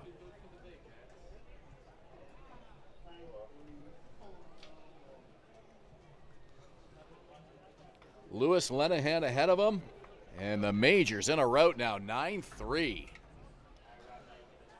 15th home run of the season for Christian Anoa. He had 2 long balls the last time the Majors were here, and with that shot, puts him closer to first place at least. Into left field again, a base hit. McGarry Doyle will fire that one in, so Joseph is aboard. Right fielder number 27, Tucker Zadunik.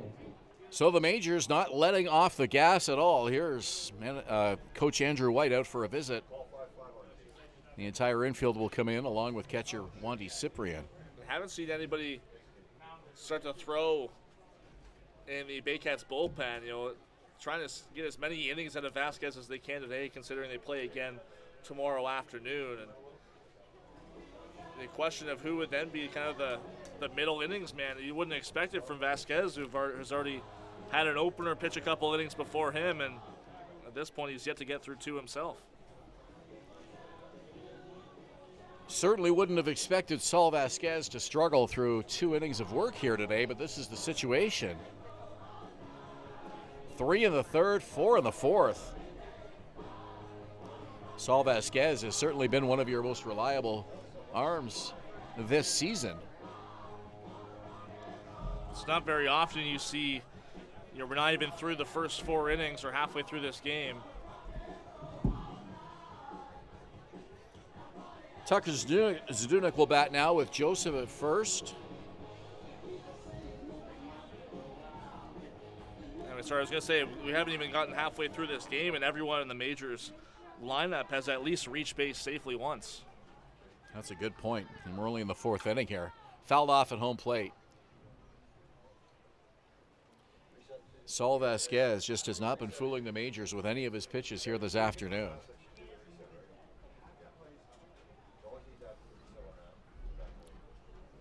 Looks like Ronnie Rosario starting to throw in the Baycats bullpen, the right-hander. Swing and a miss by Zdunek. 1 out in the inning.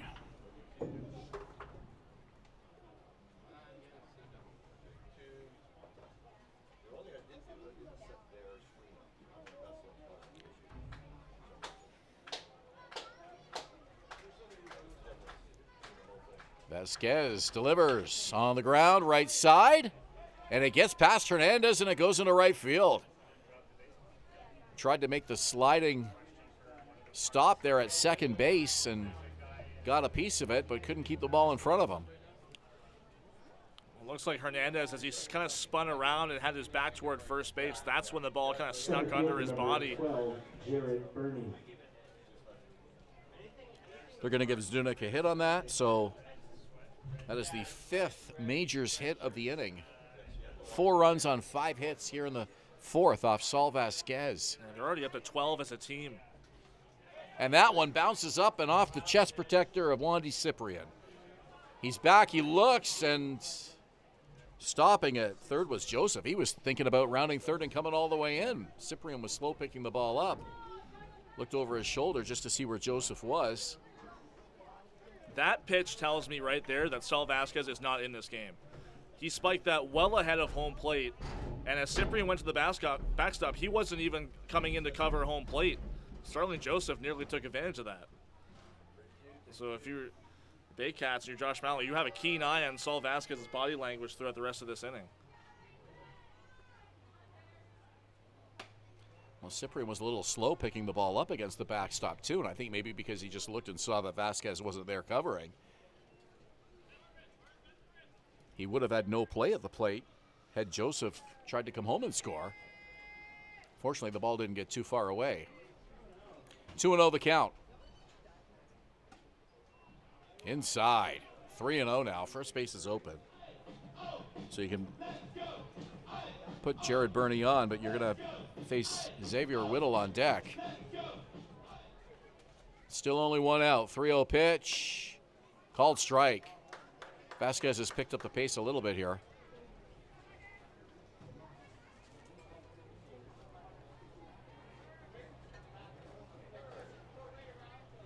(3-1) and a little check swing, glances off the inside of the bat of Burney, and it's a full count.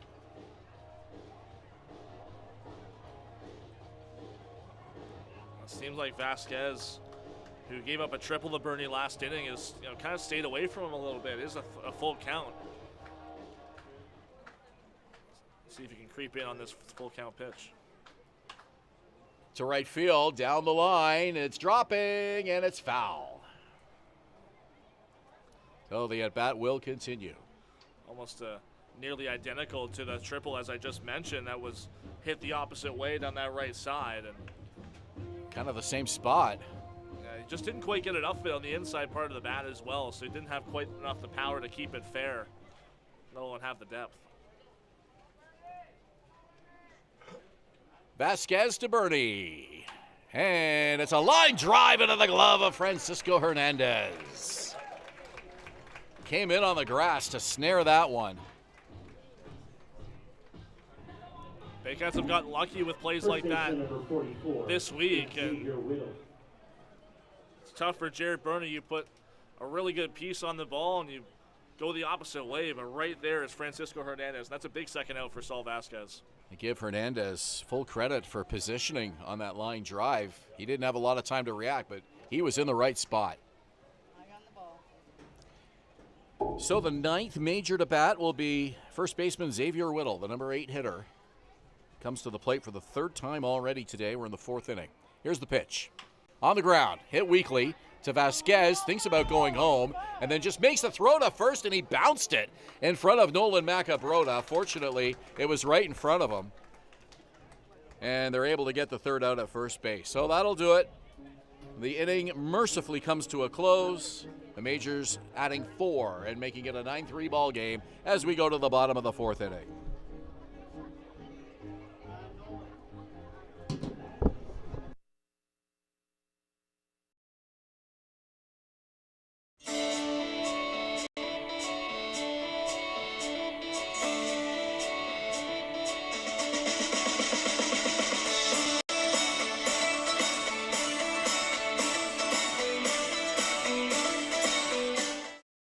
Join Team BKGC. Inside 17,000 square feet of dedicated gymnastic space, athletes of every age and level come together. Whether you're just starting out or building advanced skills, there's a place for you here. BKGC, building confidence, community, and champions since 1965.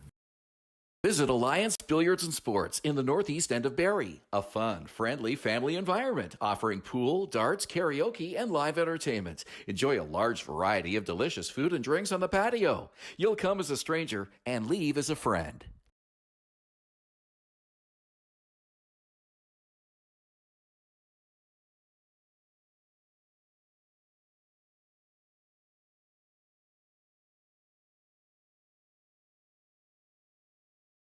Barry, this one's for you. My name is James Anderson, owner of Sinclair Sports Medical Center. We find what's actually going wrong with your body and we make a plan to fix it. And I've spent years helping people in this city move better and hurt less. We want to help you feel like yourself again. Come see us and let's get you back to living your best life.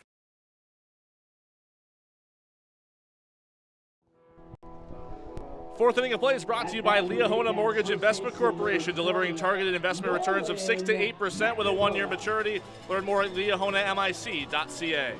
And Davy and Julius Hern on a scorching hot Saturday afternoon here in Springwater Township. Baycats facing a scorching hot London Major lineup. They've piled up 9 runs off the Baycats in just 4 innings here as we go to the bottom of the 4th inning. Baycats already down by 6th. And it's Noah Hull to lead it off here for Barrie. Sorry, Nolan Macabrota. Macabrota, Cyprian, and Hull all due up for the Baycats. Macabrota doubled and scored in the second. Travis Keys, the left-handed starter, out for his 4th inning of work for the Majors. It was this stretch in the Baycats lineup that led off the second, and you couldn't have asked for a better start. A double by Macabrota, then Cyprian and Hull singled after that. It is hard to replicate, but it's the best spot in the order and a perfect time for the Baycats to try and get some energy back in the team and into this crowd.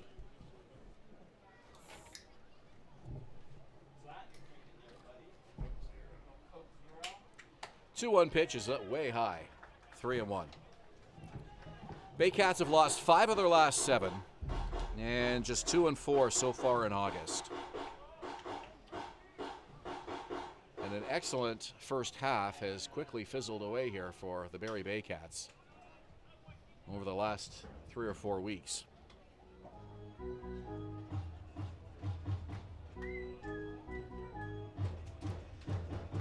So the Baycats with 9 games left after today. They host Guelph, Welland, Brampton, and Chatham-Kent. And they have road games against Kitchener, Hamilton, Brantford, Chatham-Kent, and Hamilton again. No games left against Toronto. They'll see everybody else at least one more time. Ground ball to short. The throw by Scott is in plenty of time. 1 away. And here comes Wandy Cyprian. Catcher number 21, Wandy Cyprian. I think Wandy Cyprian being in this upper half of the order has been a really nice addition in this second half of the Baycats. Kind of the guy that represents really a spark plug in this offense. Typically, in years past, you'd see Josh Matler put a catcher, down in that number 8 spot usually, but you haven't had anyone as offensively gifted as Cyprian. First pitch swinging. It's a high fly ball to right field. It'll stay in the park.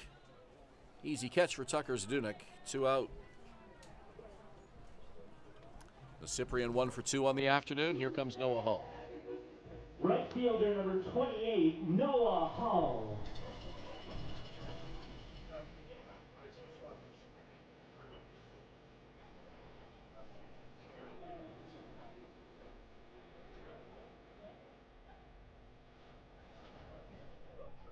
Noah Hull seeing a little more time in right field these days following the departure of Edgar Figueroa. Hits this one to right field. Zdunek again, pretty much the same place he was last time. Makes the catch. Barrie goes 3 up, 3 down in the 4th. Julius will call the 5th and 6th for us when we return. It's a 9-3 Majors lead through 4 here at Athletic Culture Stadium in Springwater.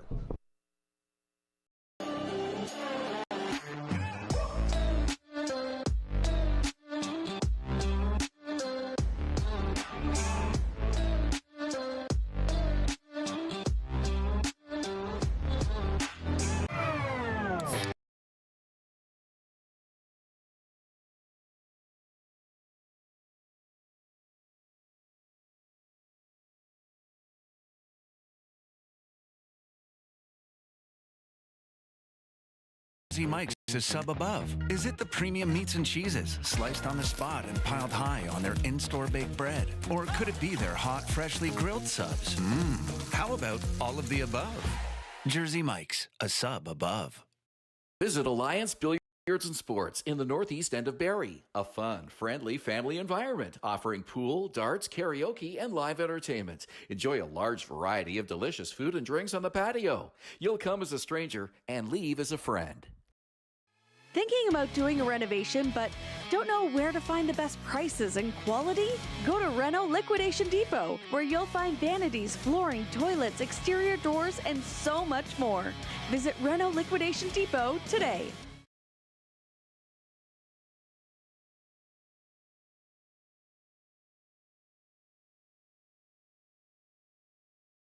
Danielle May Real Estate, supporting the Barrie Baycats and ready to help with all of your real estate questions. What is your home worth? Should you sell? That's as well, 12-4. Saul Vasquez out for inning number 3 on his outing. Came in after Braden Pakala opened and going the first couple. But the first-year Baycat from Merida, Mexico, has allowed 7 earned runs in those last 2 innings. Capped off by a 3-run home run by Christian Anoa. The Majors ended up sending 9 men to the plate in that frame. So it'll be Jaden Babiak to lead things off again, and he shows a high bunt and swings well through for strike 1.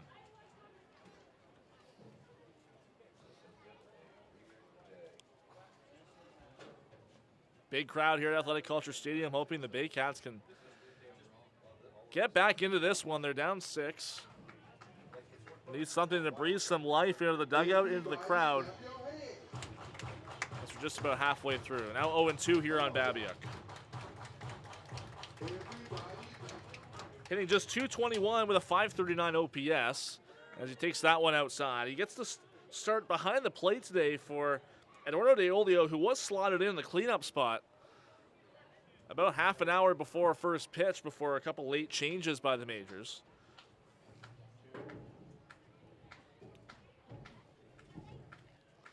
1-2 from Vasquez, swung on and missed.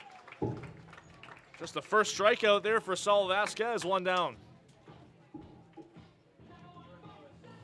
Left fielder number 11, Jordan Lewis. Back to the top of the order, 4th time to the plate for Jordan Lewis, who's 1 for 3. And Ben, we were talking, off the air in last half inning or so that, it seemed like the body language of Saul Vasquez as that one's grounded up the middle. Adam Ott at short. The throw at first is just in time to get Lewis, and he doesn't like the call. Tried to leg out an infield hit there, and Adam Ott just barely beat him. Yeah, you mentioned keeping a close eye on Saul Vasquez's body language. Clearly there are some things distracting him today. We saw it right from the first at bat when he thought he had a called third strike on Trent Lenahan. Ended up walking him on a 3-2 pitch, and that might have just been the tipping point for Saul this afternoon. Clearly his emotions seem to have gotten the best of him, at least through those first 2 innings, but here's a chance for him to try to turn things around. And Lenahan is the man at the plate. He takes the first pitch strike. And just based on the frustration we've seen from him visibly, obviously a tough couple innings. I think that first strikeout of this frame has gone a long way to help him in this one. In foul territory, Noah Macabrono reaches out and makes the catch near the warning track. We go to the bottom of the 5th inning. It's the first 3-up, 3-down inning for the Baycats. They try to get some offense going as we're halfway through here in Springwater. Danielle May Real Estate, supporting the Barrie Baycats and ready to help with all of your real estate questions. What is your home worth? Should you sell now or wait? Danielle is dedicated to your success. The next time you think real estate, think Danielle May.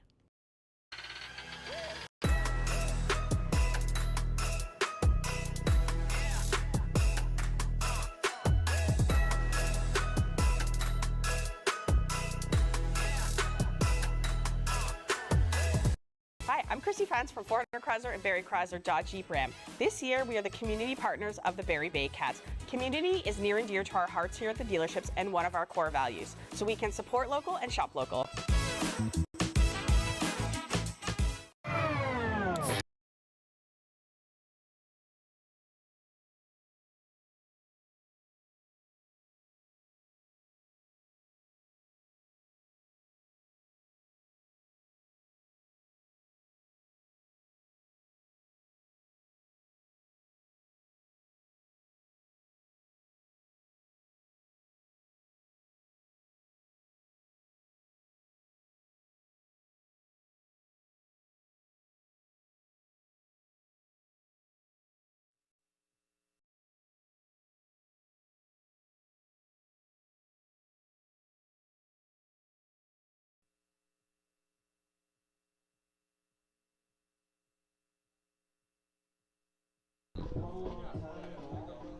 We go to the bottom of the fifth inning. It's brought to you by One-Eyed Jack Barrie. Bring your same-day Baycats tickets before or after a game and get 10% off your bill. Along with Ben Davy, I'm Julius Hern. The bottom of the fifth inning. Baycats trailing the Majors 9-3. Baycats just 4 hits so far in the first 4 innings. They only had 5 on Thursday night against the Hamilton Cardinals in a 2-1 loss. Bottom third of the order in this frame. Hayden Jacob will lead things off, the former Major. And one notable difference between that Hamilton game and this one, the Cardinals committed 4 errors and gave the Baycats plenty of scoring opportunities. Not so many here with the London Majors this afternoon. Majors have played a clean game defensively so far. It was crazy. 3 of those errors were by Hector Yon, the starting pitcher. You're right. And he had not had an error all season to that point, his first 11 starts. I mean, that gives you an idea about how good Hamilton's defense has been this year. They've been getting it done with pitching and defense. And, I mean, the lineup isn't too shabby either, but pitching and defense by far and away has been the Cardinals' bread and butter this season. 2-0 pitch from Keys. It's in the dirt. It's behind on Jaco 3-0. Even if you look at this Majors team, their pitching has been rock solid for a really good portion of the year. Second in the league in ERA. And they're also ranked second in, if you split it between starters and relievers, as Jaco takes a strike. You could really make a case for Keys and Victor Payano being perhaps the most dominant 1-2 punch in the IBL this season. Jaco works the leadoff walk. That's a big base runner off for the Baycats here in the 5th.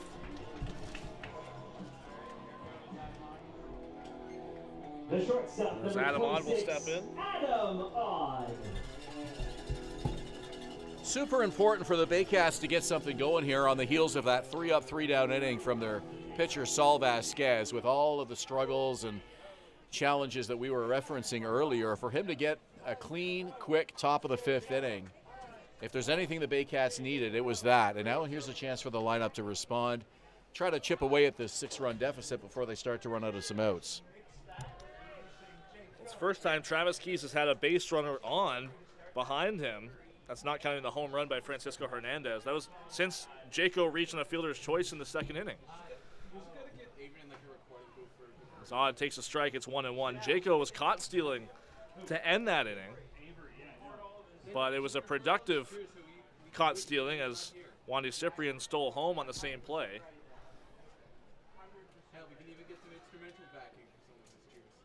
1-1 from Keys. Big swing and a miss from Adam Odd. It's 1-2. Keys has a way of just chewing through outs in such a quick and efficient way, without any fanfare, without any drama, and he's done that certainly here, with the exception of that 2nd inning. And the home run by Hernandez. Looks back at Jaco. There's the 1-2 to Odd. He floats that one out in the left field, slicing toward foul territory, and it will land there on the way to the Majors bullpen. Well, that could have been trouble. There was a lot of green between Jordan Lewis and that left field foul line, and fortunately for the Majors, that one just kept pushing foul. Wind still going left to right here at the ballpark. So that one kind of taking a course against the wind, so to speak. And back on Travis Keys, though, I was talking with Rube Chanderdad, the Majors manager, and he mentioned this to me last year too, but really their rotation kind of hinges on his schedule. As he throws over to check on Jaco, gets back in safely. And so Keys, knowing that he's kind of the crux of this rotation, the one that kind of determines who goes where and in the rotation in terms of the schedule, so he knows that he's got to be efficient and mouth through some innings. Swing and a miss from Odd. He goes down swinging for the 2nd time. First out here in the 5th. Yeah, that was not Adam Odd's pitch, and by the time he realized it, he'd already committed. And that was an Adam Odd swing, all or nothing. Usually that's the case with him. He's not up there looking for soft contact. He's trying to drive the ball hard every time, and that was a pitch that he probably should have left. 4th strikeout of the game for Keys, and well, the number 9 hitter, Francisco Hernandez, steps in. He got the best of him last time with a solo home run. Jake with the lead at first. Hernandez lays down a bunt down the third base side. Play for Lenahan at first. He doesn't get there. Getting into first base safely is Hernandez. It's a bunt single. And now 2 on here for the Baycats. Left fielder number 95, Noel McCarry. Absolutely love the added dimensions that Francisco Hernandez has brought to this Baycats team this year. We've talked a lot about the steals, 22 steals after just 3 steals a year ago. So he certainly added that dimension to his game, but the ability to bunt in a situation like that as well has been so key for the Baycats in key situations, and not a situation here where you're bunting to advance any runners. You're just trying to get runners at this point, down by 6 runs. Corners in for the Majors as McGarry Doyle fouls off the first pitch from Keys. And you think back to last year, Francisco Hernandez struggling for a good chunk of the year with some hamstring injuries. Missed a good amount of time in the middle of the season. Came into this year fully healthy. Has pretty much stayed that way the entire way through. Only missed 3 games because of a suspension. But, you know, very interesting when you can see a guy hit a big home run and a bunt single in the same game, just back-to-back plate appearances. 0-1 from Keys. It's in the dirt. It's to the backstop. And the Baycats runners will move up. So the wild pitch from Keys puts Jaco at third and Hernandez at second.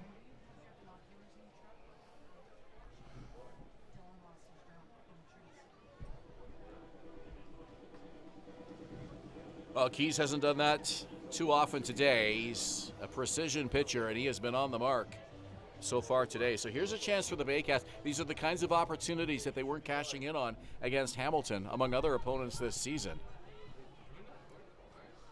1-1, 1 out. Keys to McGarry Doyle. Sees it low. It's 2-1 as Babiuk makes the block to hold the runners.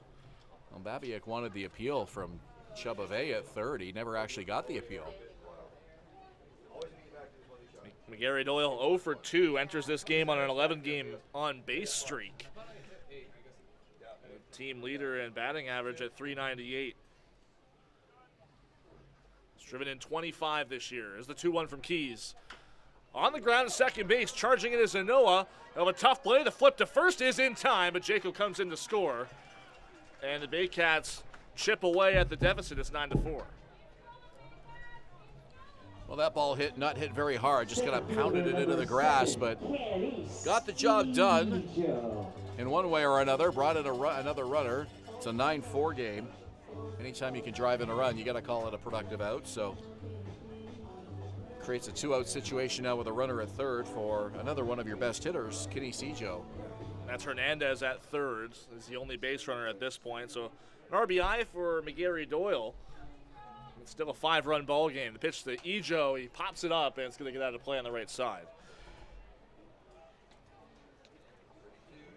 And Noah not really the fleetest of foot for a second baseman. He had a long way to go to try and charge in on that ball and had to resort to a strong underhand toss to Xavier Whittle at first to be able to make that play. And it seemed to be the right one. Got him by an eyelash.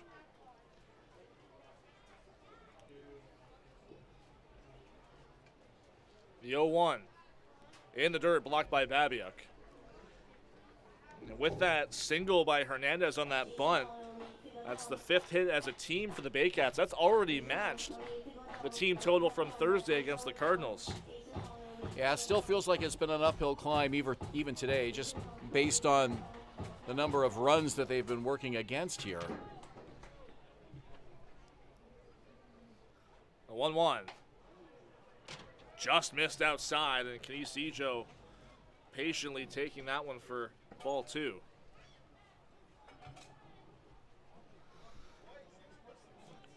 Ryan Rio awaits on deck if he can reach.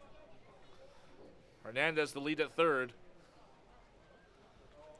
Left to Keys with the 2-1. Out, it's blasted into left field. Going back is Lewis at the wall. He makes the catch. Slamming into the left field fence and taking away extra bases from Kenny Sejo. What a play for the Majors to end the 5th. And they lead 9-4 heading into inning number 6.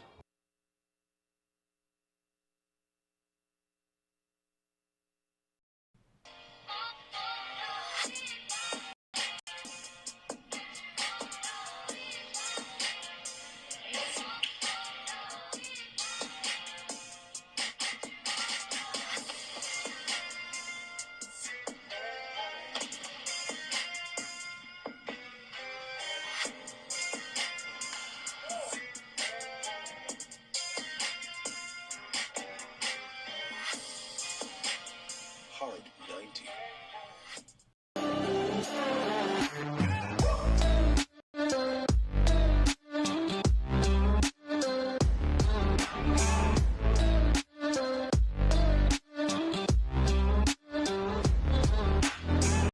Thinking about doing a renovation but don't know where to find the best prices and quality? Go to Reno Liquidation Depot, where you'll find vanities, flooring, toilets, exterior doors, and so much more. Visit Reno Liquidation Depot today. The juice is the best way to add zing to your Jersey Mike sub. Real red wine vinegar and olive oil blend. And I like a lot of juice. Pour it on. Go ahead. Go on. I can take it. Step up to the plate at Park Place. The latest fashion, delicious dining, exciting entertainment. Hungry after the game? Stop by one of their patios or grab a sweet treat for a grand slam of flavors to satisfy every craving. Park Place, where every visit is a home run.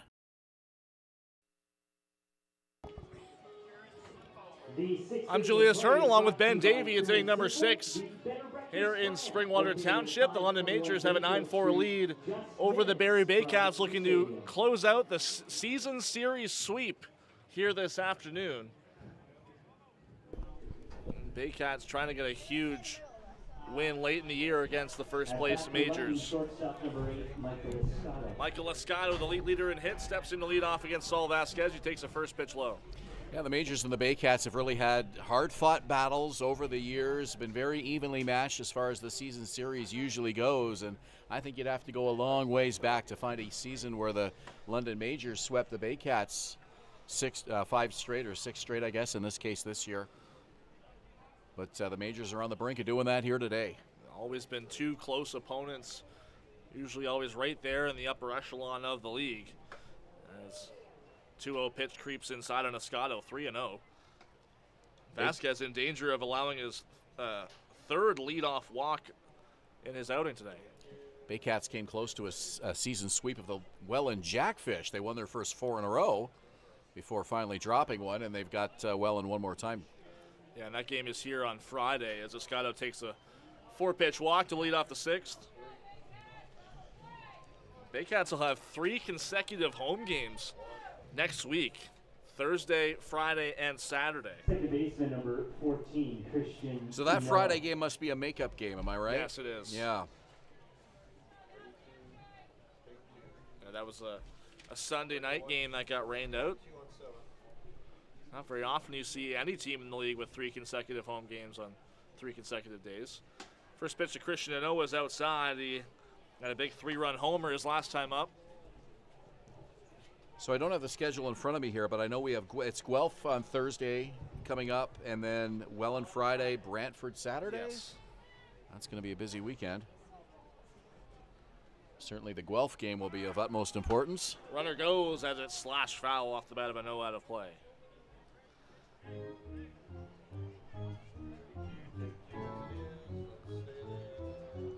I mentioned earlier, the Baycats will face every other team except Toronto at least once more before the end of the season.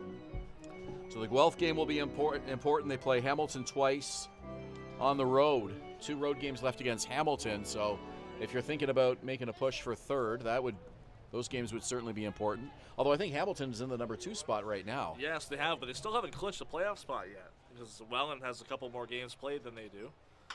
On the ground to third, Jaco reaches over, has a chance at second, gets it there. The throw on to first is in time. A 5-4-3 double play for the Baycats. Nice and clean around the horn. That's how you want it. Hayden Jaco at third base today. Fielded that about as cleanly as you could. Threw an absolute strike to second. And the relay was in plenty of time. Designated hitter number 7. So the leadoff walk eliminated on the base paths. That'll bring up Starlin Joseph with 2 out.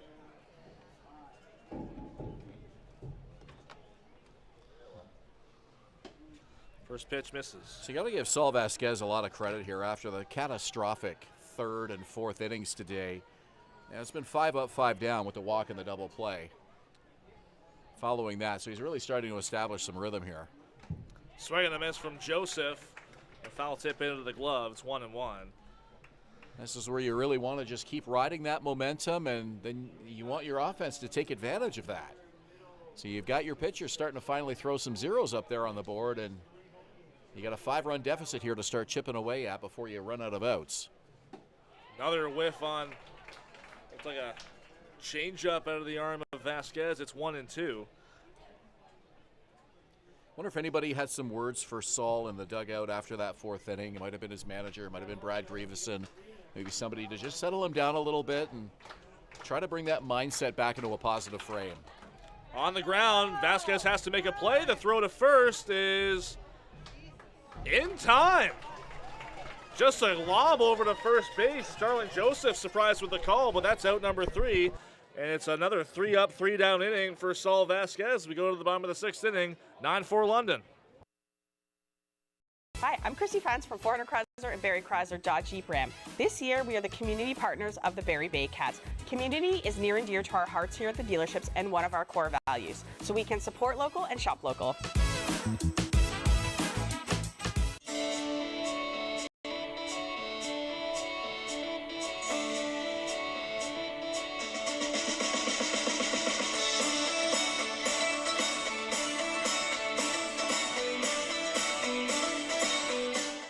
Join Team BKGC. Inside 17,000 square feet of dedicated gymnastic space, athletes of every age and level come together. Whether you're just starting out or building advanced skills, there's a place for you here. BKGC, building confidence, community, and champions since 1965. Visit Alliance Billiards and Sports in the northeast end of Barrie. A fun, friendly family environment offering pool, darts, karaoke, and live entertainment. Enjoy a large variety of delicious food and drinks on the patio. You'll come as a stranger and leave as a friend.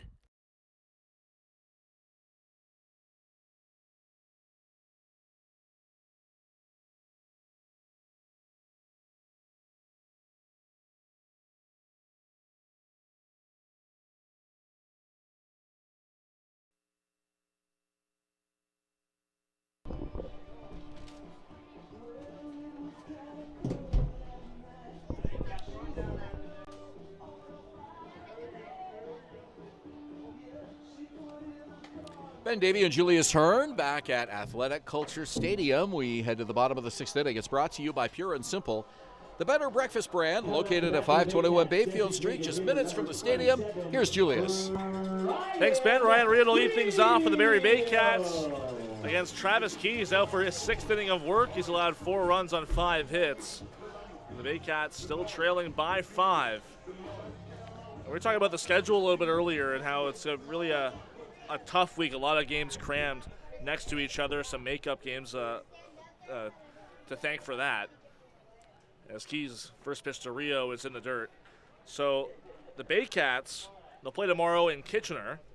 Then they're at Hamilton Tuesday. Then 3 consecutive home games, Guelph, Welland, and Brantford from Thursday to Saturday. And then they're in Brantford on the Sunday right after that. So the rotation is going to be, I don't want to say mangled, because it's Josh Mallow's going to have to find a way to kind of get as many arms, as many innings as possible.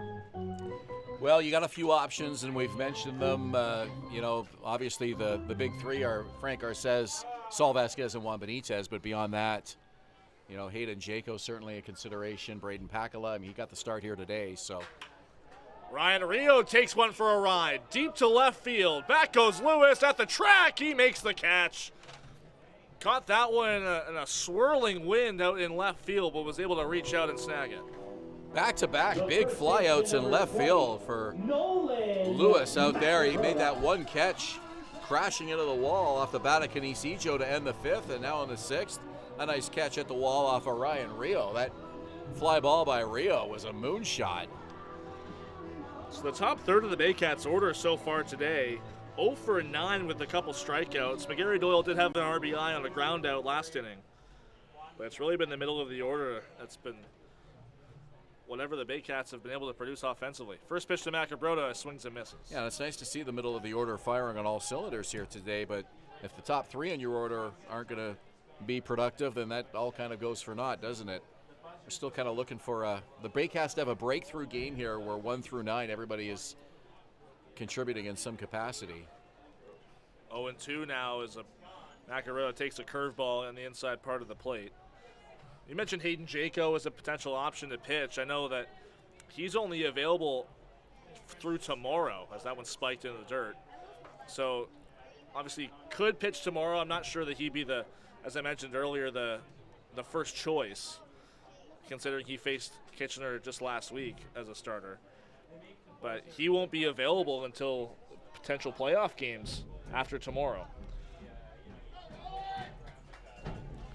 Certainly presents some interesting challenges for the Baycats. Every team runs into this at the end of the season.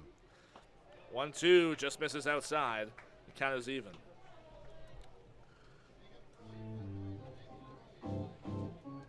So you might have to rely on a guy like Juan Benitez, who could start on Tuesday in Hamilton, to even go potentially the Saturday or Sunday against the Red Sox. That one's lifted out into center field. Coming in and making the catch is Jarrett Burney, 2 down. Well, the Baycats are starting to barrel up on Travis Keys, and that's kind of a good sign, but if they're just deep fly balls, it's not going to produce any base runners for you. They just end up being quick outs. But we're seeing the Baycats start to get some hard hit balls off Travis Keys for the first time today. Early in the game, they were just pounding it into the grass. Yeah, aside from the trouble that he got into in the second inning with a few base runners, Keys has been efficient. 77 pitches to this point through 5 2/3. Cyprian lines that one into center field, the 2-out base hit.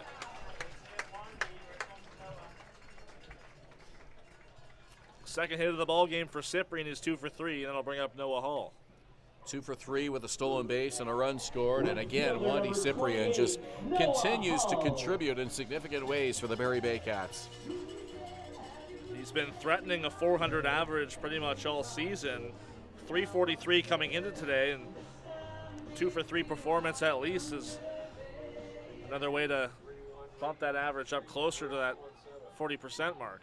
Pretty amazing to have a 21-year-old catcher that has done everything that he has done in his first season. You look at the speed on the bases as well, and has a couple of triples this year. He's really done it all. Yeah.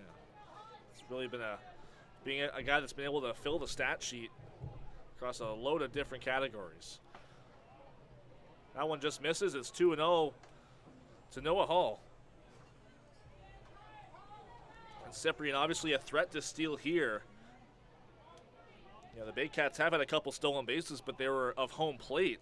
So Jaden Babiak's arm behind home plate as the Majors catcher hasn't really had his arm tested today. See what Cyprian does with 2 outs. Stays at first as 2-0 pitch is high. Looked like they might have actually been thinking that he might have been off with that pitch based on that high and away fastball. Looked like Babiak was well in position in case Cyprian did decide to make an attempt. Well, a modest lead at first doesn't go here as Hull takes a strike, 3-1. Down by 5, I don't think you really send a runner here with 2 outs, but certainly you got a catcher who can steal. Nice luxury to have. 8 stolen bases this year for Wandy Cyprian. 3-1, he's on the move here. A hard grounder off of the leg of Xavier Whittle. No play at first. Everyone is safe. And now the concern is for the Majors' first baseman. I'm not sure if that ball bounced up and hit him in the chest. You said the leg. He's a little bit favoring that right leg. I think you're right. Just the way it ricocheted. Looked like maybe off the knee as Roop chanted at the Majors trainer and Whittle all kind of looking downward. He looked like he was kind of winded when he went down. He's going to stay in this game, though, and he's mad at himself for not making the play. I mean, there's no way he was going to be able to get up and, beat Noah Hull to the bag on that one, but that just shows you kind of the competitive fire that he has. That was a very hard-hit ground ball off the bat of Noah Hall. And even if Whittle was able to recover, beating Hull to the bag was going to be very tough, as you mentioned. So now 2 on for the Baycats. And Hayden Jaco once again step in, reaching the fielder's choice and walked. Keys, the first pitch in the dirt, picked by Babiak.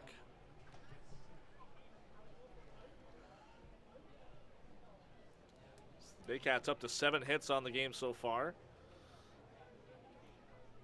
Now, Jaco's been hitting well this season. This is a good man to have at the plate in this situation. 11 for 32 this year. He lines that one into center field. It's a base hit. Cyprian rounding third. He will come in to score. Hull on his way to third. He slides in safely as Jaco advances to second on the throw. And it's 9-5. Great running by Hayden Jaco on that throw at third base. He saw that he had a window of opportunity to keep going, and that's exactly what he did. And that puts 2 in scoring position for the Baycats now. They trail by 4. And this creates a nice RBI opportunity for Adam Odd to get 1 or 2 with a base hit to try to keep this rally going. So an RBI there for Jaco as the Majors will have a mound meeting. Alberto Gonzalez out to talk with Travis Keys and Jaden Babiuk. And we have another left-hander warming up in the Majors bullpen.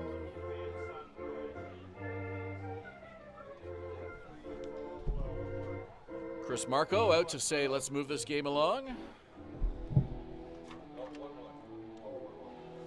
So it's the 9th RBI on the season for Hayden Jaco in just his 13th game.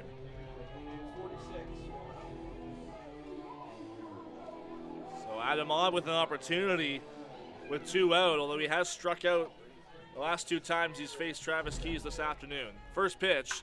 Look, rounds that one to first, under the glove of Xavier Whittle and into right field. Hull's in to score. Jaco right behind him, and the Baycats are right back into this one. It's 9-7. Huge at bat for Adam Odd. He wasted no time hitting that one hard to the first base side. It brings in 2 runs.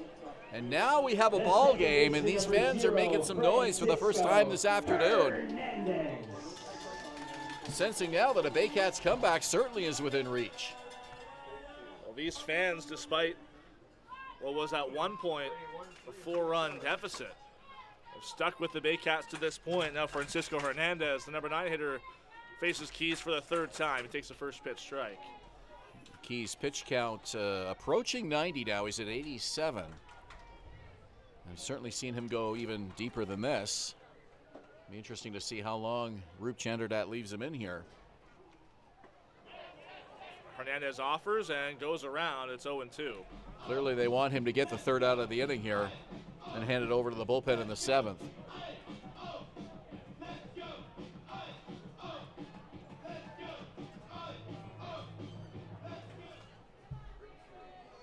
Keys 1 strike away from getting out of the toughest inning he's had today.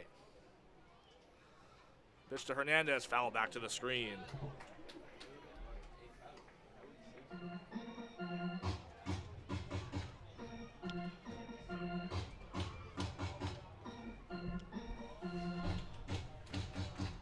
This is tied for the most earned runs Keys has allowed in the game all season. Go back to June 28th against Hamilton, only went 3 2/3 in that one, allowing 9 runs, 7 of them earned on 7 hits. Hernandez launches that one to left field. Back is Lewis. Does he have a shot? He does. He makes the catch on the warning track as Hernandez comes oh so close to a 2nd home run of the ballgame. But the Baycats are right back into this one, a 3-run frame as we head to the final third of this one. 9-7 Majors here in Springwater. Danielle May Real Estate, supporting the Barrie Baycats and ready to help with all of your real estate questions. What is your home worth? Should you sell now or wait? Danielle is dedicated to your success. The next time you think real estate, think Danielle May.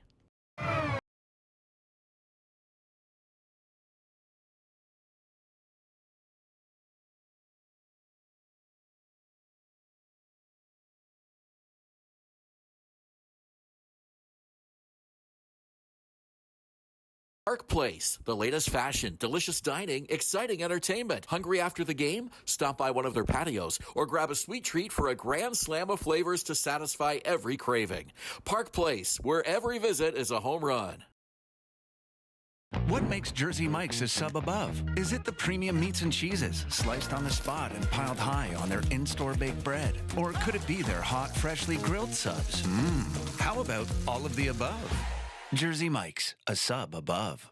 Barry, this one's for you. My name is James Anderson, owner of Sinclair Sports Medical Center. We find what's actually going wrong with your body and we make a plan to fix it. And I've spent years helping people in this city move better and hurt less. We want to help you feel like yourself again. Come see us and let's get you back to living your best life.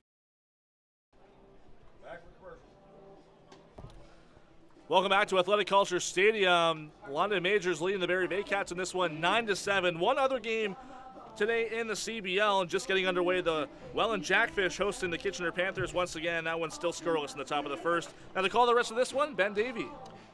Thank you, Julius. Well, the Guelph Royals will be playing Brantford later tonight, Chatham Kent in Toronto. Well, Baycats fans might have an eye on that Guelph Royals game.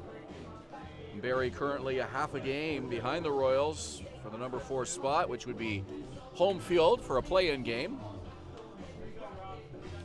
And also, if the Baycats manage to come out with a victory this afternoon and the Red Sox fall to the Royals today, that would put the Baycats' magic number of clinching to 2 for tomorrow. Any combination of Baycats wins and Red Sox losses.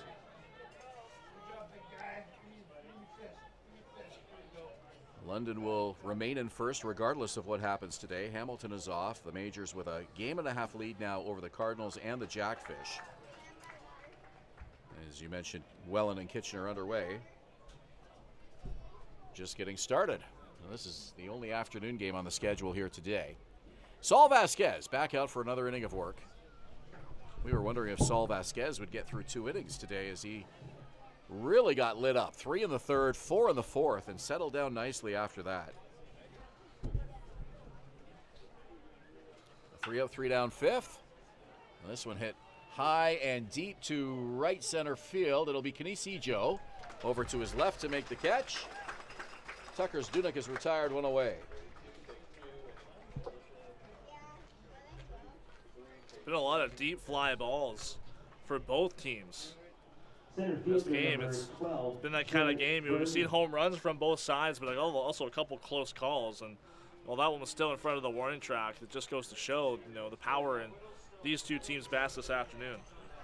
So when you consider the double play erasing the walk, Saul Vasquez has retired 7 in a row now, after giving up 7 runs in 2 innings. Been a Jekyll and Hyde performance for the Baycat left-hander this afternoon. Make that 9 in a row if you go back to the fourth. The last 2 outs there. That's true. Another one hit hard. This one to right field. It'll drop for a base hit. Hull picks it up, spins, fires, and is able to hold him to a single.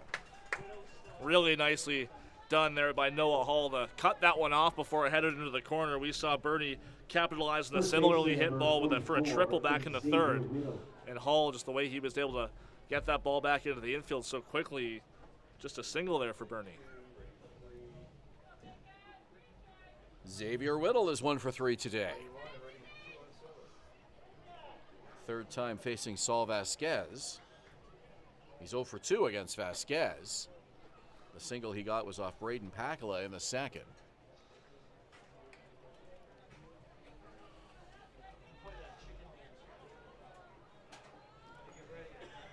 It's a bit of a scare for him the last half inning about ball, hard hit ground ball going off what we believe was his leg, but everything seems to be okay, at least at the plate. Runner goes, pitch is outside. It's called a strike. Here's the throw, the tag, not in time.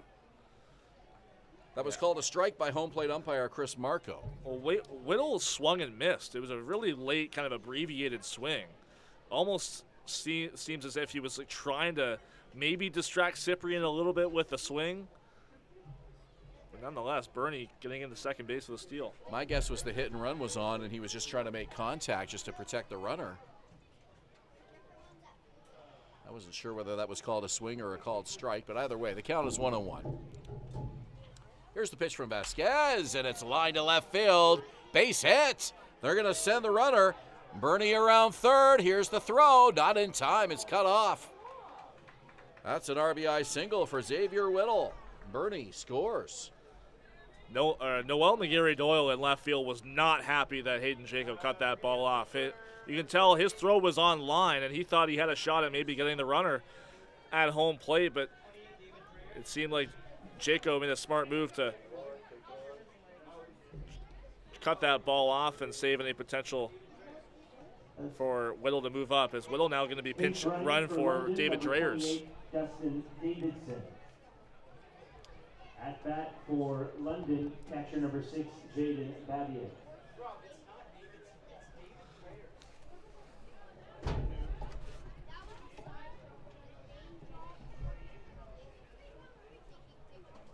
The 28 is David Dreyers. He comes in a pinch run for Whittle. As you mentioned, Babiak to the plate. The number 9 hitter, 0 for 2 today. Yeah, he's the only one in the majors lineup today without a hit. He has reached base with a walk, though. Runner goes, the throw, and it skips off the glove of Adamon into center field. Another stolen base. Well, Cyprian hesitated on that throw, and it seems like if that throw was made in one fluid motion on the pitch, he might have had a chance at Dreyers. So Dreyers to second. The stolen base by Bernie proved costly as he came in to score on the RBI single by Whittle, and the majors just refused to step off the gas here. 10-7 now. London in the top of the 7th inning. Vasquez now steps off. Just the second steal this year for David Dreyers. And it seemed like this inning has been the one for the majors to test the arm of Cyprian to get some insurance. Well, clearly they had stolen base in mind, bringing him in as the pinch runner. And there's a strike, 1 and 2.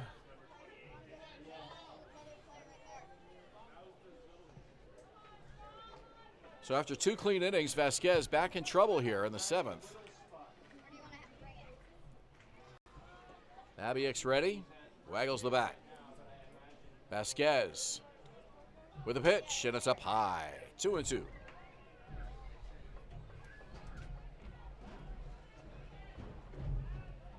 That was a big steal for Dreyers as well, just to be able to stay out of the double play. And just keep putting more and more pressure on Vasquez, who's now approaching 90 pitches. 88 pitches in this relief outing for Saul Vasquez. 2-2. Called strike 3. Babiak was taking all the way, and Vasquez put that one right down Broadway. So a big strikeout to get the number 9 hitter, and we're back to the top of the order. Second time Babiak has gone down on strikes to Vasquez, third time overall, as he also went down looking to Braden Pakala in the second inning.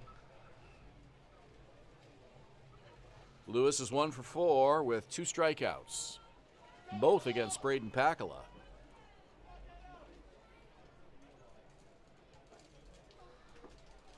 First offering is low. 14 hits for the majors, 9 for the Baycats, but it's London up by 3. Barrie making this one interesting with a run in the 5th, 3 in the 6th. That brought them to within 2, but the majors now with 1 run in the top of the 7th. Pitch from Vasquez, swing and a miss, 1-1. Lewis just well out in front of that curveball from Vasquez.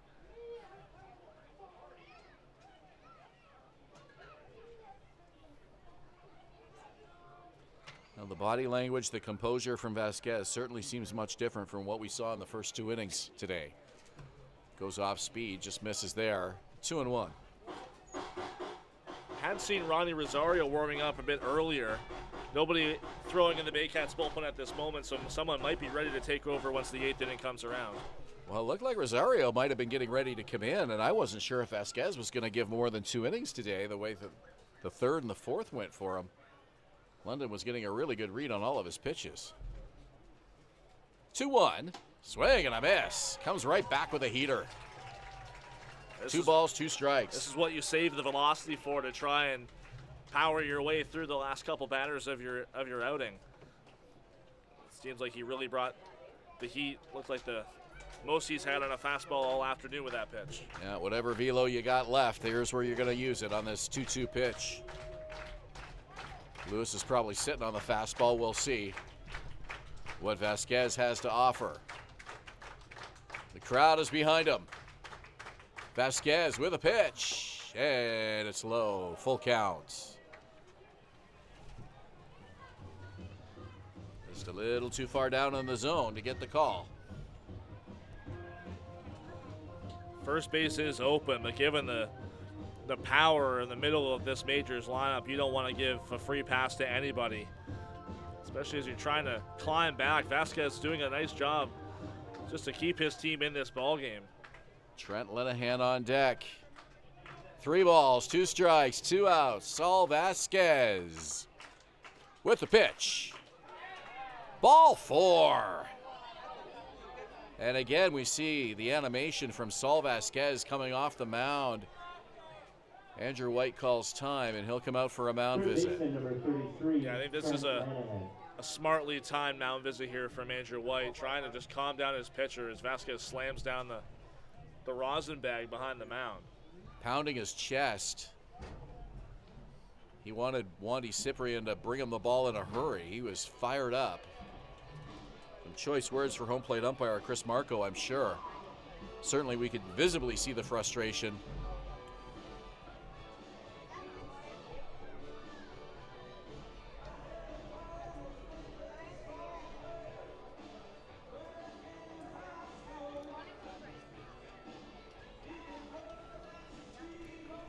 So we'll see if the mound visit has a positive effect on Saul Vasquez. They're going to keep the ball in his hands here to try to get this 3rd out of the inning.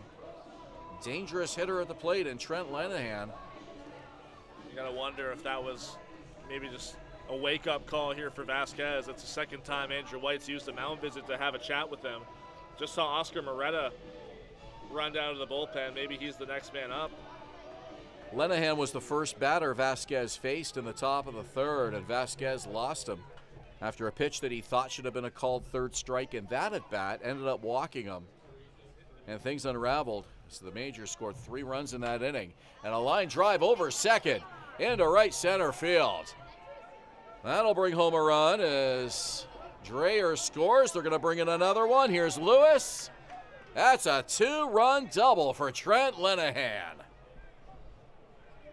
And the Majors build their lead back to 5. It's 12-7 London.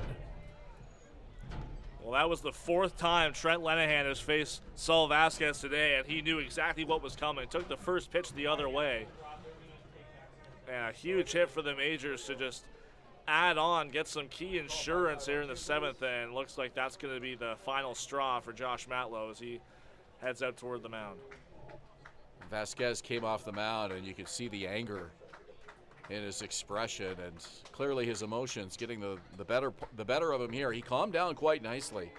Again, after he got lit up in the 3rd and the 4th, and an appreciative hand from the fans here in Barrie as Vasquez will take the slowest walk possible off the mound, and he just got, well, I guess he got ejected. He's already been pulled from the game, but Chris Marco saying, make your way off the field, please. Vasquez has some choice words as he heads to the Barrie dugout. Yeah. So, pitching change for the Baycats. London up by 5, 12-7, top of the 7th, here at Athletic Kulture Stadium.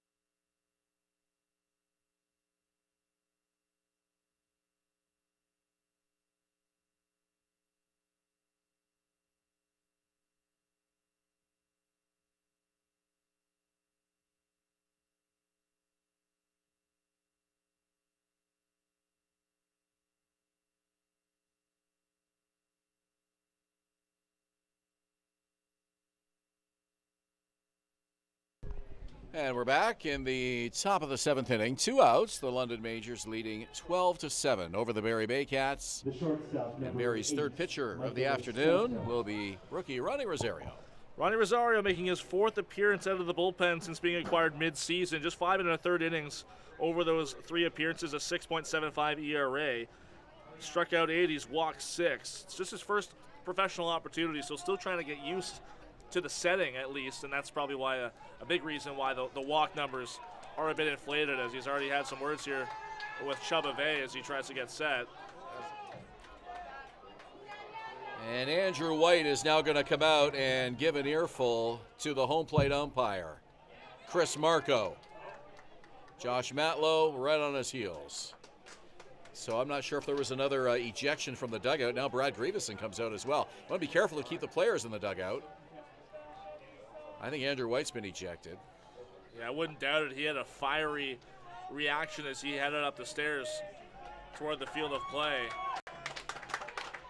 Now, I'm not sure what the delay was.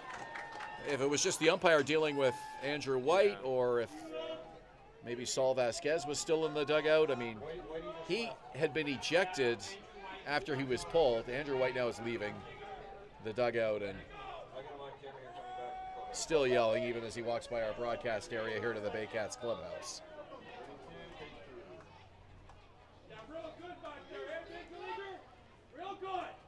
So Rosario will come into the game with a runner at second, 2 out.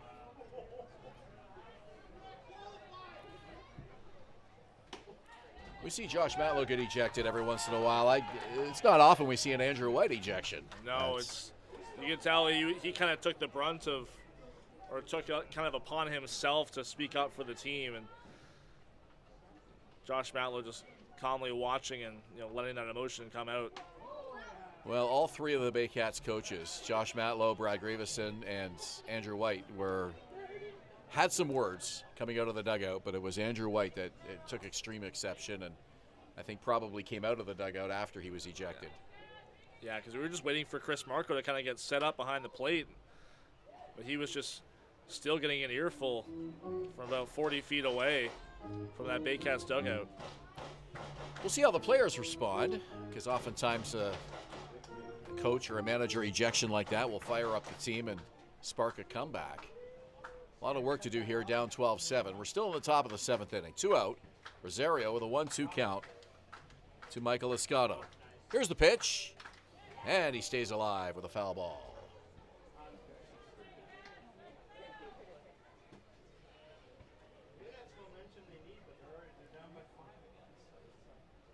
Really, it was the 2 key at-bats with Saul Vasquez. The walk to Trent Lenahan, which was the first batter he faced, and then the second last batter he faced was the walk to Jordan Lewis. Those were the 2 called third strikes that really got Vasquez fired up. Swing and a miss. Down goes Escato. Major strand runner at second, but not before they score 3 and make it a 12-7 ball game. It's stretch time as we head to the bottom of the 7th inning. You're watching Baycats TV and Rogers TV Barrie.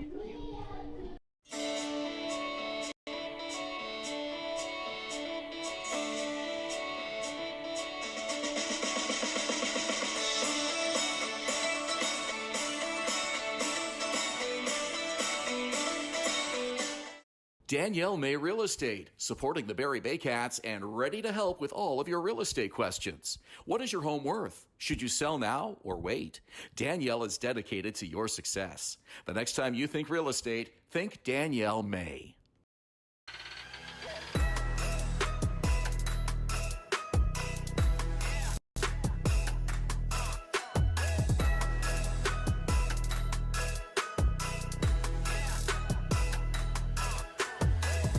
Hi, I'm Chrissy Fans from Fort Chrysler and Barrie Chrysler Dodge Jeep Ram. This year, we are the community partners of the Barrie Baycats. Community is near and dear to our hearts here at the dealerships and one of our core values, so we can support local and shop local.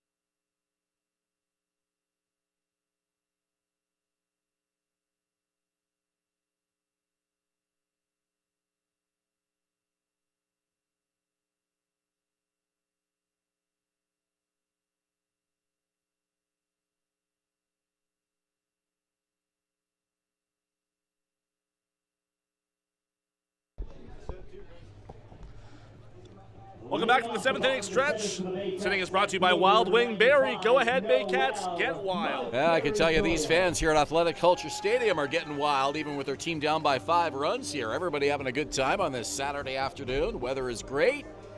Excellent turnout here. And the Baycats will come to bat here in the bottom of the 7th inning, and they'll face a new pitcher and some defensive changes for London as well. Yeah, we'll start with the pitcher, Dustin Davidson, his 21st appearance of the year, his 20th out of the bullpen. He comes in with a 2-0 record, a 2.7 ERA in his rookie year. And if Haida Gwaii BC really been an effective member of this Majors bullpen. And as well for the other defensive changes, David Dreyer's in at 30, came in for Xavier Whittle. And Trent Lenahan moves over to first base. So we'll see how the Baycats respond. A couple of ejections in this game. Coach Andrew White, Saul Vasquez, who pitched in relief of Braden Pakala today, got ejected after being pulled from the game. Well, McGarry Doyle now with a 3-0 count. Baycats need some base runners here to get a rally generated in this bottom of the 7th inning. Top of the order, McGarry Doyle, Ejo, and Rio. 3-0 pitch. It's a called strike.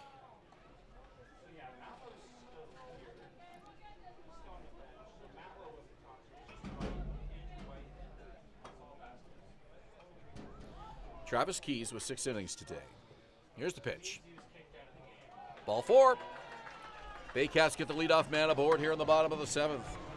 Yeah, you mentioned Travis Keys, a decent outing for him, a season high in terms of earned runs allowed. He allowed 7 over 6 innings on 9 hits, 4 strikeouts, and a walk. So doing a serviceable job to keep the Majors in this ball game, and the offense doing this job to give him a decent lead. Again, trying to keep the bullpen as intact as much as possible because the Majors have a big game in Hamilton tomorrow. And a conversation now with the home plate umpire, and the shortstop comes flying in, Michael Escato, to get between his pitcher, Dustin Davidson, and the home plate umpire. You don't see that very often. I think the argument was that Davidson was trying to maybe quick pitch Hernandez, and Chris Marco, the umpire, is trying to tell him, hey, the batter has to also be engaged with you before you make your delivery. So they're really enforcing that at the Major League Baseball level as well. We don't have a pitch clock yet here in the CBL, but anyways. First pitch swinging is Ejo. High fly ball. It'll stay in the park. Right field.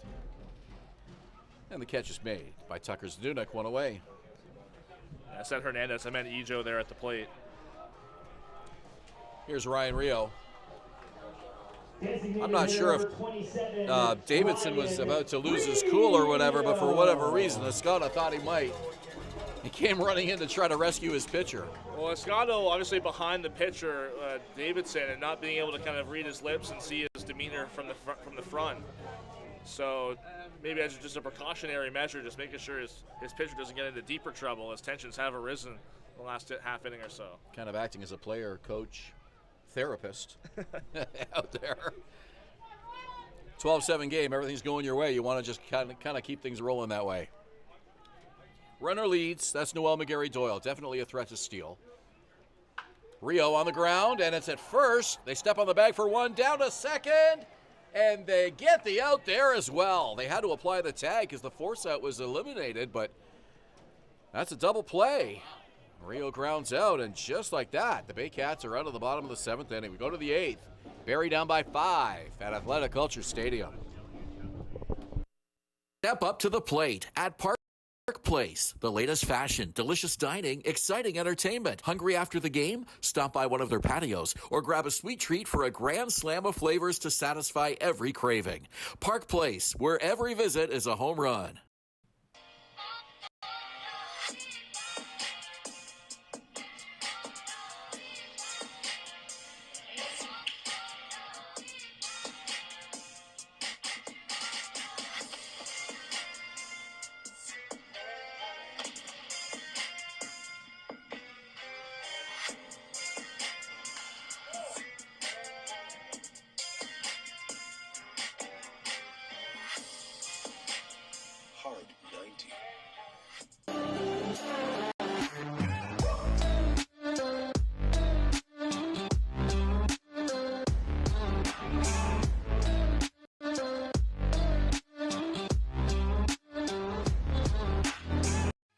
Thinking about doing a renovation but don't know where to find the best prices and quality?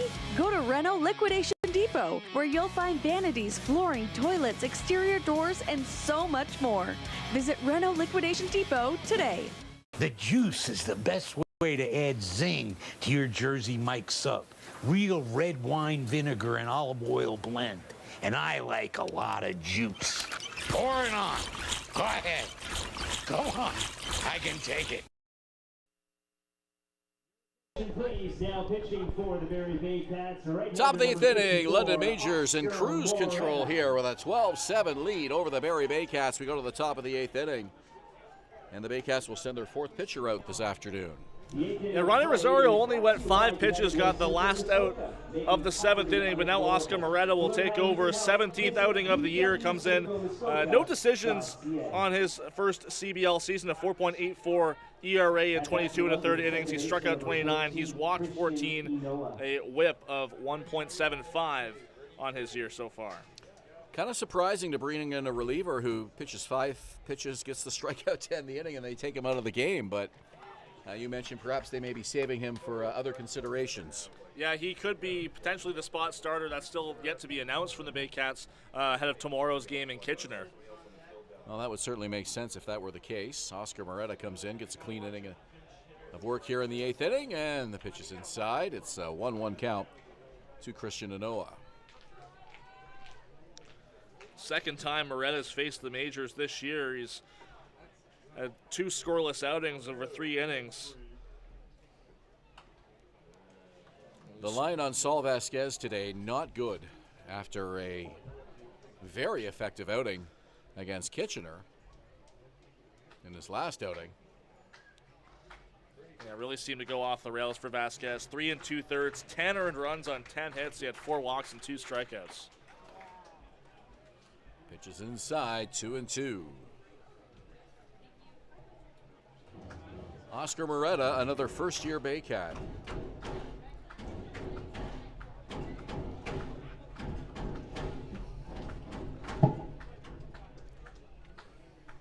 Two to Anoa. It's outside, and he doesn't chase. Full count. And it's kind of just a piggyback off of Vasquez's line. Keep in mind, he came in relief today. The Baycats came in today with the best relief pitching ERA in the league, and that may not be the same case tomorrow. Nope. 3-2 is high and inside, and it's a walk to lead off the 8th. Although, Barrie, the relievers, a 3.83 ERA this year coming into today.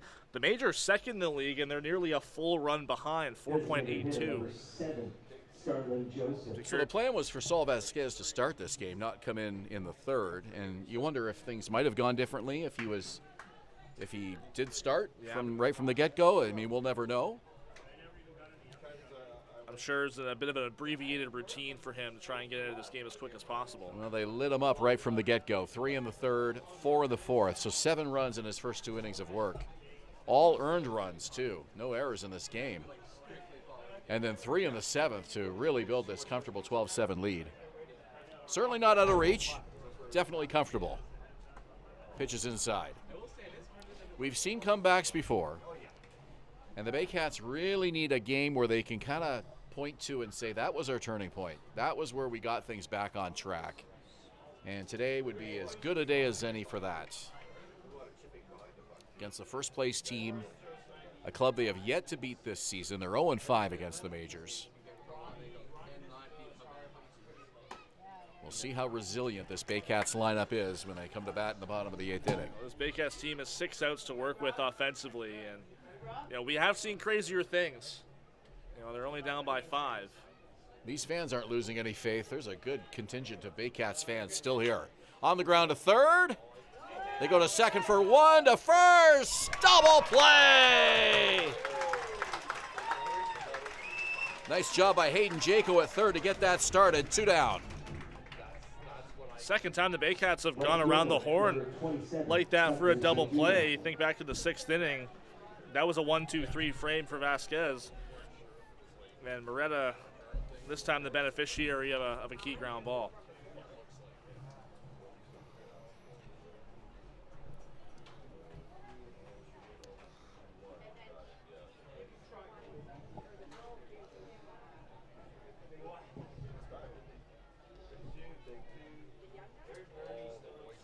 So 2 outs. Here's Tucker Zdunek, the right fielder. First pitch way outside. Baycats record 22-16. I mean, it has not been a bad season by any stretch. They are in a funk right now, no question about that. But even 6 games over 500, still the number 5 seed in the standings, which is a perilous position to be in. Hit hard, and a leaping grab by Nolan Macabroda at first base. Some clutch defense by the Baycats in the top of the 8th, and they'll turn it over to the offense when we return. 12-7 London as we go to the bottom of the 8th inning here in Springwater.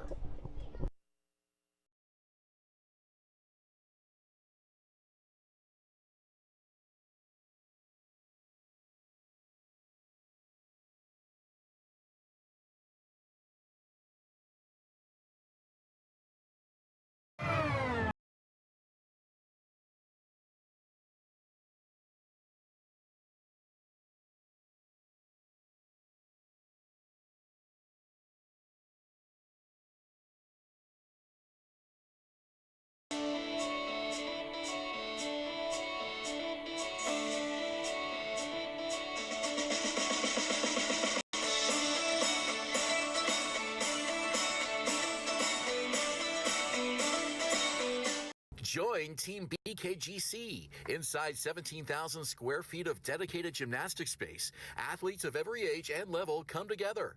Whether you're just starting out or building advanced skills, there's a place for you here. BKGC, building confidence, community, and champions since 1965. Visit Alliance Billiards and Sports in the northeast end of Barrie. A fun, friendly family environment offering pool, darts, karaoke, and live entertainment. Enjoy a large variety of delicious food and drinks on the patio. You'll come as a stranger and leave as a friend. 8th inning of play is brought to you by United Way Simcoe Muskoka, making poverty unignorable. To learn how you can help, you can visit uwsimcoemuskoka.ca. And the man who made a great defensive catch at first base to end the top half of the inning will come to the plate here to lead off the bottom. Nolan Macabroda. It's always funny how that happens. Player will make a great defensive play to end the inning, and then they're right back at the plate to follow up after the break. Yeah, there's a busy inning for the infield there. That double play started by Hayden Jaco, and then the line drive and the leaping grab by Macabroda behind the bag at first to end the inning. Baycats hit into a double play against this man, Dustin Davidson, to end the 7th. That was off the bat of Ryan Rio. A 3-4 double play. Swing and a miss by Macabroda, 0-2. Noel McGarry Doyle was at first after a walk. Well, that threat was averted off the ground ball off Rio's bat.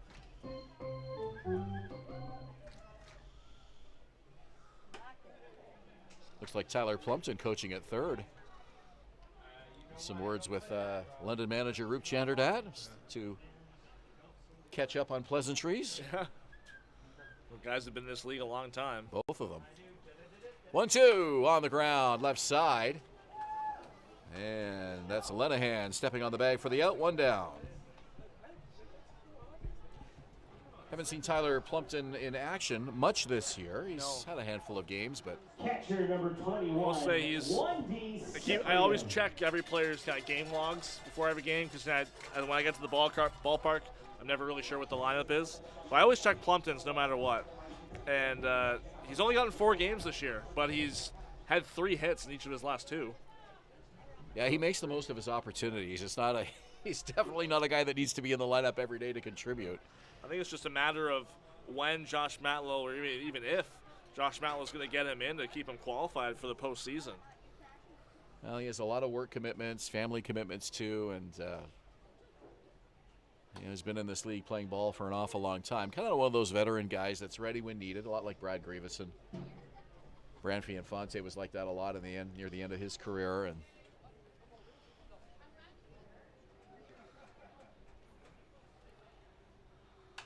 popped up over near the Barrie dugout. Might be playable. Nope. It's off in foul territory over the fence near the trees. You mentioned Branfy Infante. Guys, he's on the Baycats roster still. He hasn't played in a couple of years. Yeah, but he's always been around this team. Really acts like a kind of a liaison for some of the import players. 1-2 on the way. Outside. Yeah, he shows up at a lot of media events. I noticed that. And, you know, really comes out and still a big part of this franchise. We'd love to see him back on the field. Boy, he was a good player. Still is, I'm sure. Yeah, he's dealt with some injuries the last couple of years as well. 2-2. Swing and a miss. Cyprian chased one outside. And I think maybe Davison, he just kind of took a little bit of a walk there. 2 down. So Noah Hull now with 2 outs. Fielder number 28, Noah Hull. Just 4 outs to work with now for the Baycats. Clock is ticking. Not just in this game, but it's crazy to think there'll be only 9 games left after today in their season. Yeah, the energy is really kind of fizzled in this crowd here too after that exciting double play that ended the top half of the inning. Pretty quiet here now. 2 quick outs. I mentioned off the top of the broadcast how lately it's kind of been flip-flopping for the Baycats, win-loss, alternating fashion over the last couple weeks or so, and it really goes to show like this is the dog days of summer for these guys. And some of these guys work camps, and while there's no Baycats kids camps for the rest of the summer, I'm sure that took a lot out of them. And it's a lot of baseball in a short time for some of these players. Yep. Bigger schedule than last year, too. They eliminated a round of the playoffs but extended the regular season. So a little bit more of a grind for these players. It's unfortunate that some of the Baycats' biggest wins and most impressive wins have been on the road this season. It seems like we've had quite a few games here at home where things just haven't been clicking for this team. And a walk from Noah Hull to keep the inning alive.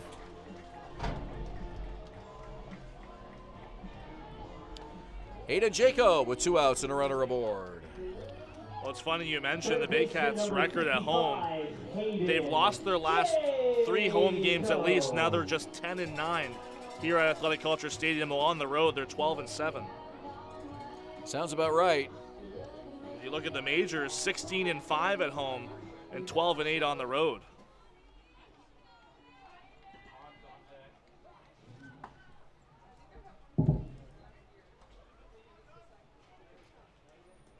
Dustin Davidson, the left-hander.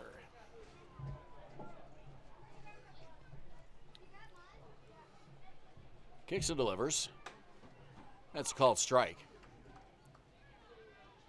Davidson has that almost 3/4 length release point.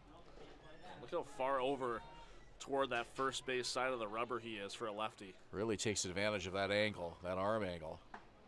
Almost a slingshot to home plate. Not quite sidearm, but closer to 3/4. Well, taking advantage of the idea that that ball's just got to cross the plate. Doesn't matter if it comes over the face of it. Even if it kind of comes around to the side, the way he's pitching on that angle, it's still hitting the strike zone. Got to think of it kind of in 3D.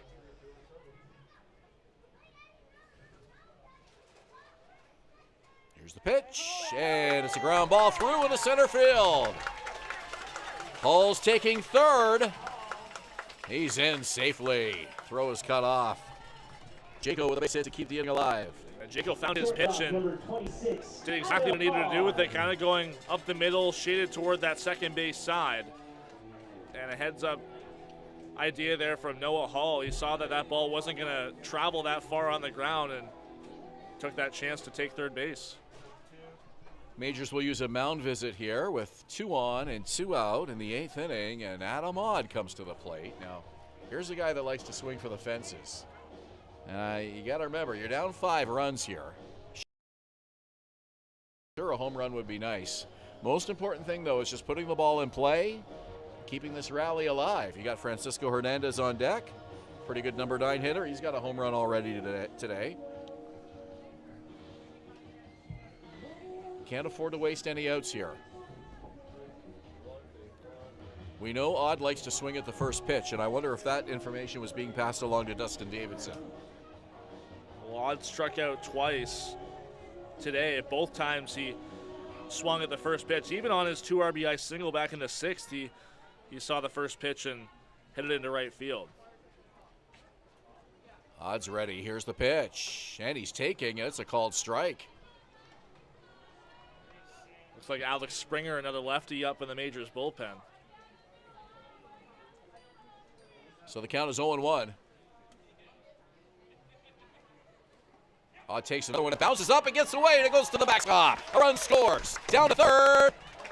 And safe is the runner, Hayden Jaco, who goes all the way from first to third on that wild pitch. Heads up base running again from Hayden Jaco. That ball took a crazy ricochet off the dirt and up, maybe off some of the gear of Jaden Babiak, the Majors catcher, up into the air pretty high. Hull just kind of jogged home while Jaco was the one kind of busting it around and goes 180 feet to third. Odd gets a piece. It's 1-2. So it's a 12-8 ball game now. Hull 90 feet away. 2 out in the inning. It's a 1-2 count to Adam Odd.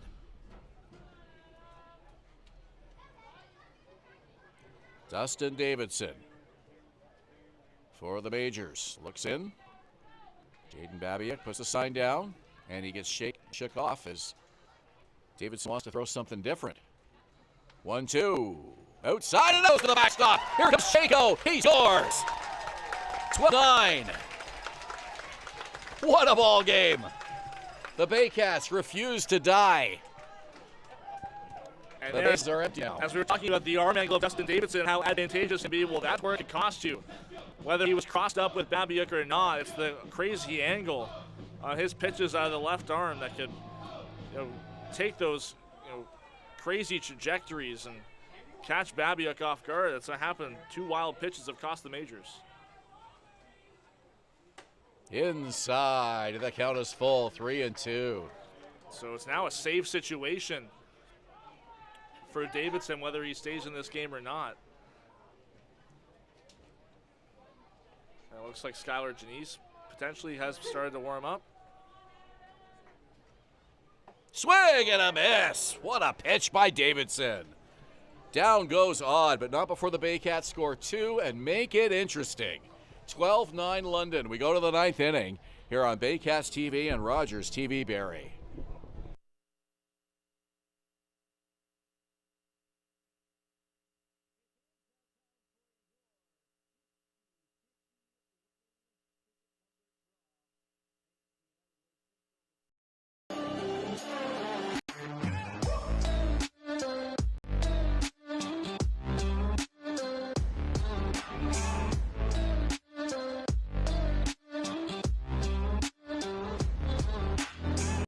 Step up to the plate at Park Place. The latest fashion, delicious dining, exciting entertainment. Hungry after the game? Stop by one of their patios.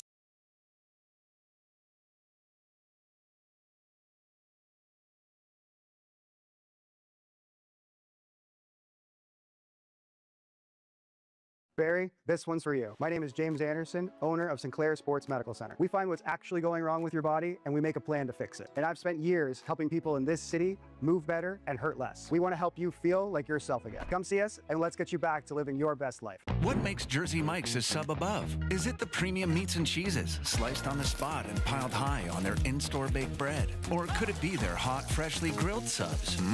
How about all of the above? Jersey Mike's, a sub above.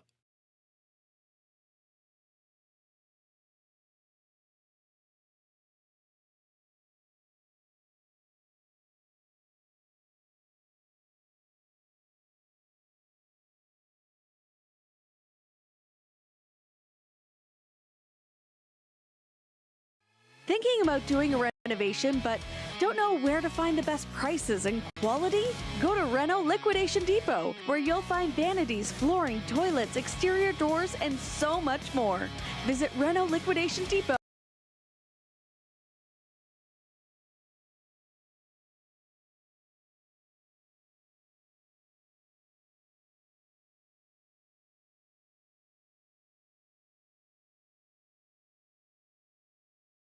Baycats just refusing to die here today. They have not led in this game. They have trailed 2-0, 5-2, 9-3, 12-7, and now 12-9. If the Baycats can get the lead in this game today, it will result in a victory. This is the kind of spirit that Josh Matlow's wanted in this team for the last couple weeks. just to have that fight back and play baseball as a team. On the ground to third. Backhanded by Jaco. The throw in plenty of time, one away. Well, it doesn't matter if you're in the lead during the game. It matters if you're in the lead at the end of the game. And that's what the Baycats are going to have to do here today. Third baseman number 28, David Dreyers. David Dreyers now in Xavier Whittle's spot. So this is his first at bat. He came on as a pinch runner when Whittle singled in the 7th. Whittle a little bit banged up after a ground ball, a hard hit ground ball went off his leg. Looked to be okay.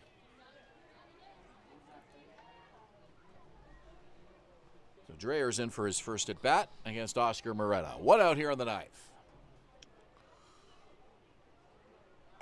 Pitch is high and away.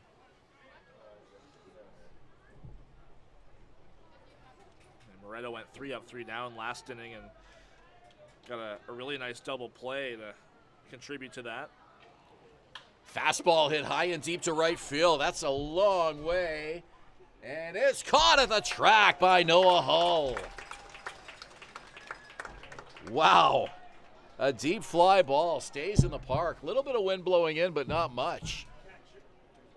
That one had all the trajectory off the bat, but it just died further it got towards that right field wall, and Noah Hull was perfectly positioned to make that grab. You could just hear this crowd exhaling in relief.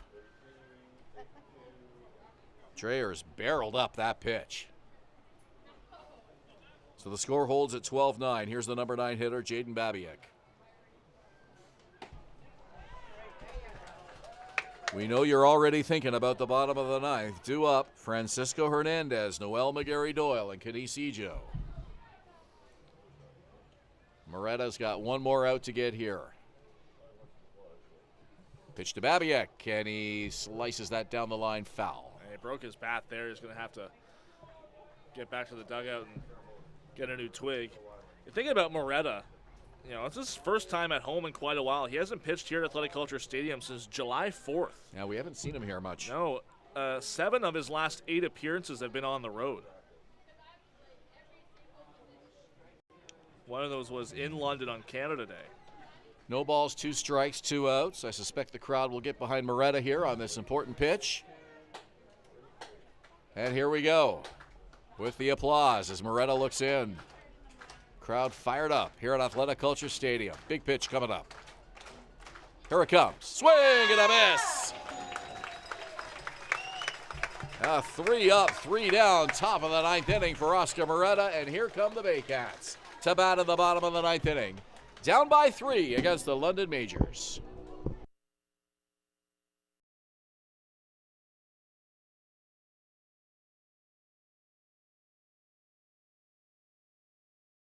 Thinking about doing a renovation but don't know where to find the best prices and quality?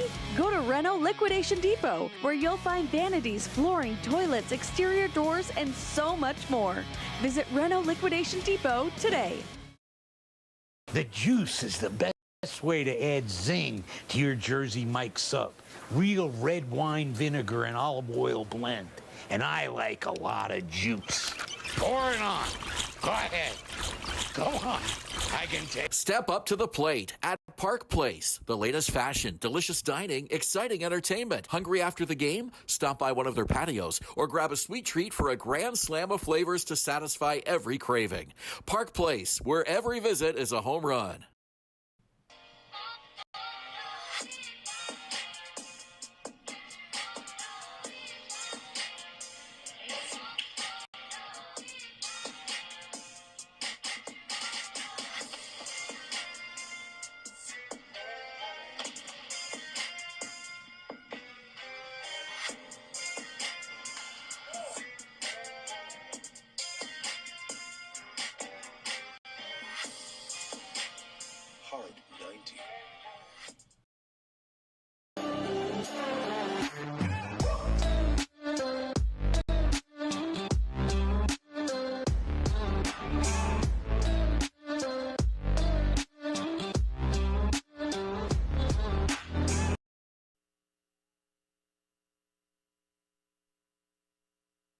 Ninth inning of play brought to you by United Way Simcoe Muskoka, making poverty unignorable. To learn how you can help, you can visit uwsimcoemuskoka.ca.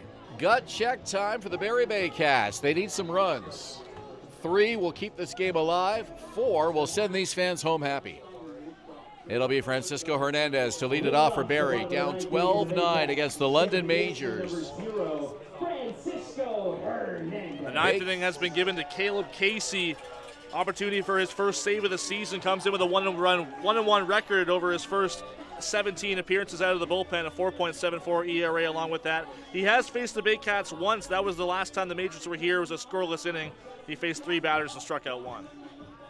Baycats looking for a moment, looking for a game that can turn the tides and get things back on track here in the final weeks of the 2026 regular season. First pitch, and Hernandez thinking about bunting. He pulls it back. It's a called strike. You see how far the corner infielders, Trent Lenahan at first, David Dreyers at third, rushing in to try and potentially make a play on that. 0-1 pitch. Bounces up to the plate. They appeal, and they say he went. 0-2. It's kind of a garbage pitch there by Casey. Sorry, man. Just saw Josh Matlow just kind of hang his head after that pitch at the top step of the Baycats dugout. Well, they rule that Hernandez committed, and now suddenly it's an 0-2 count. Here's the pitch. Swing and a miss. Hernandez down on 3 pitches. 1 away.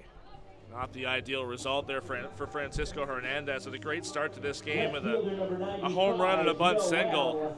But we saw the strikeouts kind of be the Achilles heel of this Baycats lineup on Thursday against the Cardinals. Over the last 3 innings, the Baycats struck out 7 times and put any hopes of a potential comeback from a 1-run deficit kind of down the chute. If Noel McGarry-Doyle can get on, it would bring the tying run on deck, and that, at the moment, would be Ryan Rio. Canisijo to follow McGarry-Doyle. 1 out here in the 9th. Casey working quickly. Here's the pitch. He wastes one high and away, 1-1. I always think it's a measure of a team's confidence when they're so confident they can put out two batters on deck. And yes, Ryan Rio's the DH today, but he's confident enough that he knows he'll be on deck at some point in this inning. Swing and a miss, and Casey is just fooling these Baycat hitters. McGarry-Doyle just absolutely whiffed on that pitch, 1-2.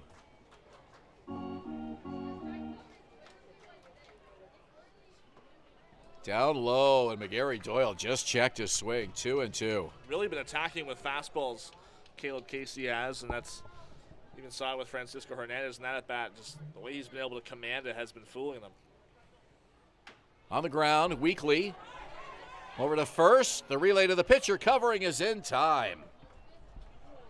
2 outs here in the 9th.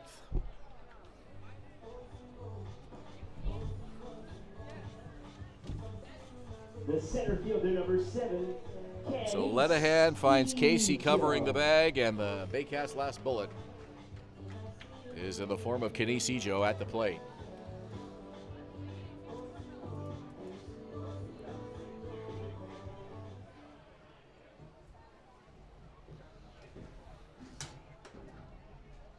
As frustrating as this game has been, you have to admire the pushback by the Baycats here today, refusing to go down without a battle and putting up some runs, putting some offense out there, giving themselves a fighting chance here today.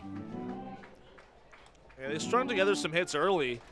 I think if you asked me if we were halfway through this game, if they were to reach double-digit hits, I probably would have said no, but they've done an amicable job, as you mentioned, just trying to fight back in this game and stay in it. Certainly not as flat as they looked on Thursday against Hamilton. This one should be the ball game. It's up high. It'll stay in the park. Jordan Lewis is there, calls for it. And the London Majors go 6-0 against the Barrie Baycats in 2026.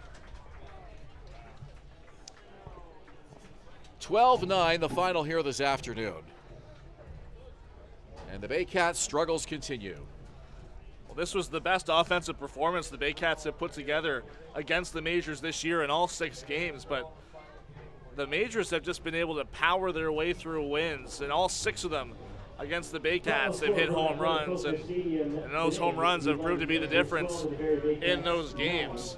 And again, as we mentioned, a valiant effort by the Baycats to be able to fight back in this one, but with the season dwindling down, the sun really setting on their attempt to try and climb out of the wild card spots, it's going to be a tough battle from here on out. Sun setting figuratively and literally here at the ballpark here today as the Baycats now clearly in a battle to position themselves for a strong postseason run with this loss here today. Baycats are back in Kitchener tomorrow afternoon, that game on the road. Julius and I are here on Thursday night when the Baycats are back home, and it'll be the Guelph Royals in what will be the Baycats' most important game of the season thus far here on Thursday night. We hope you can join us here at the ballpark. If not, we'll have the broadcast for you as usual here on Baycats TV on YouTube and Rogers TV in Barrie. For Julius, Hern, and our entire crew here at the ballpark, my name is Ben Davy. Thanks for watching, and good afternoon.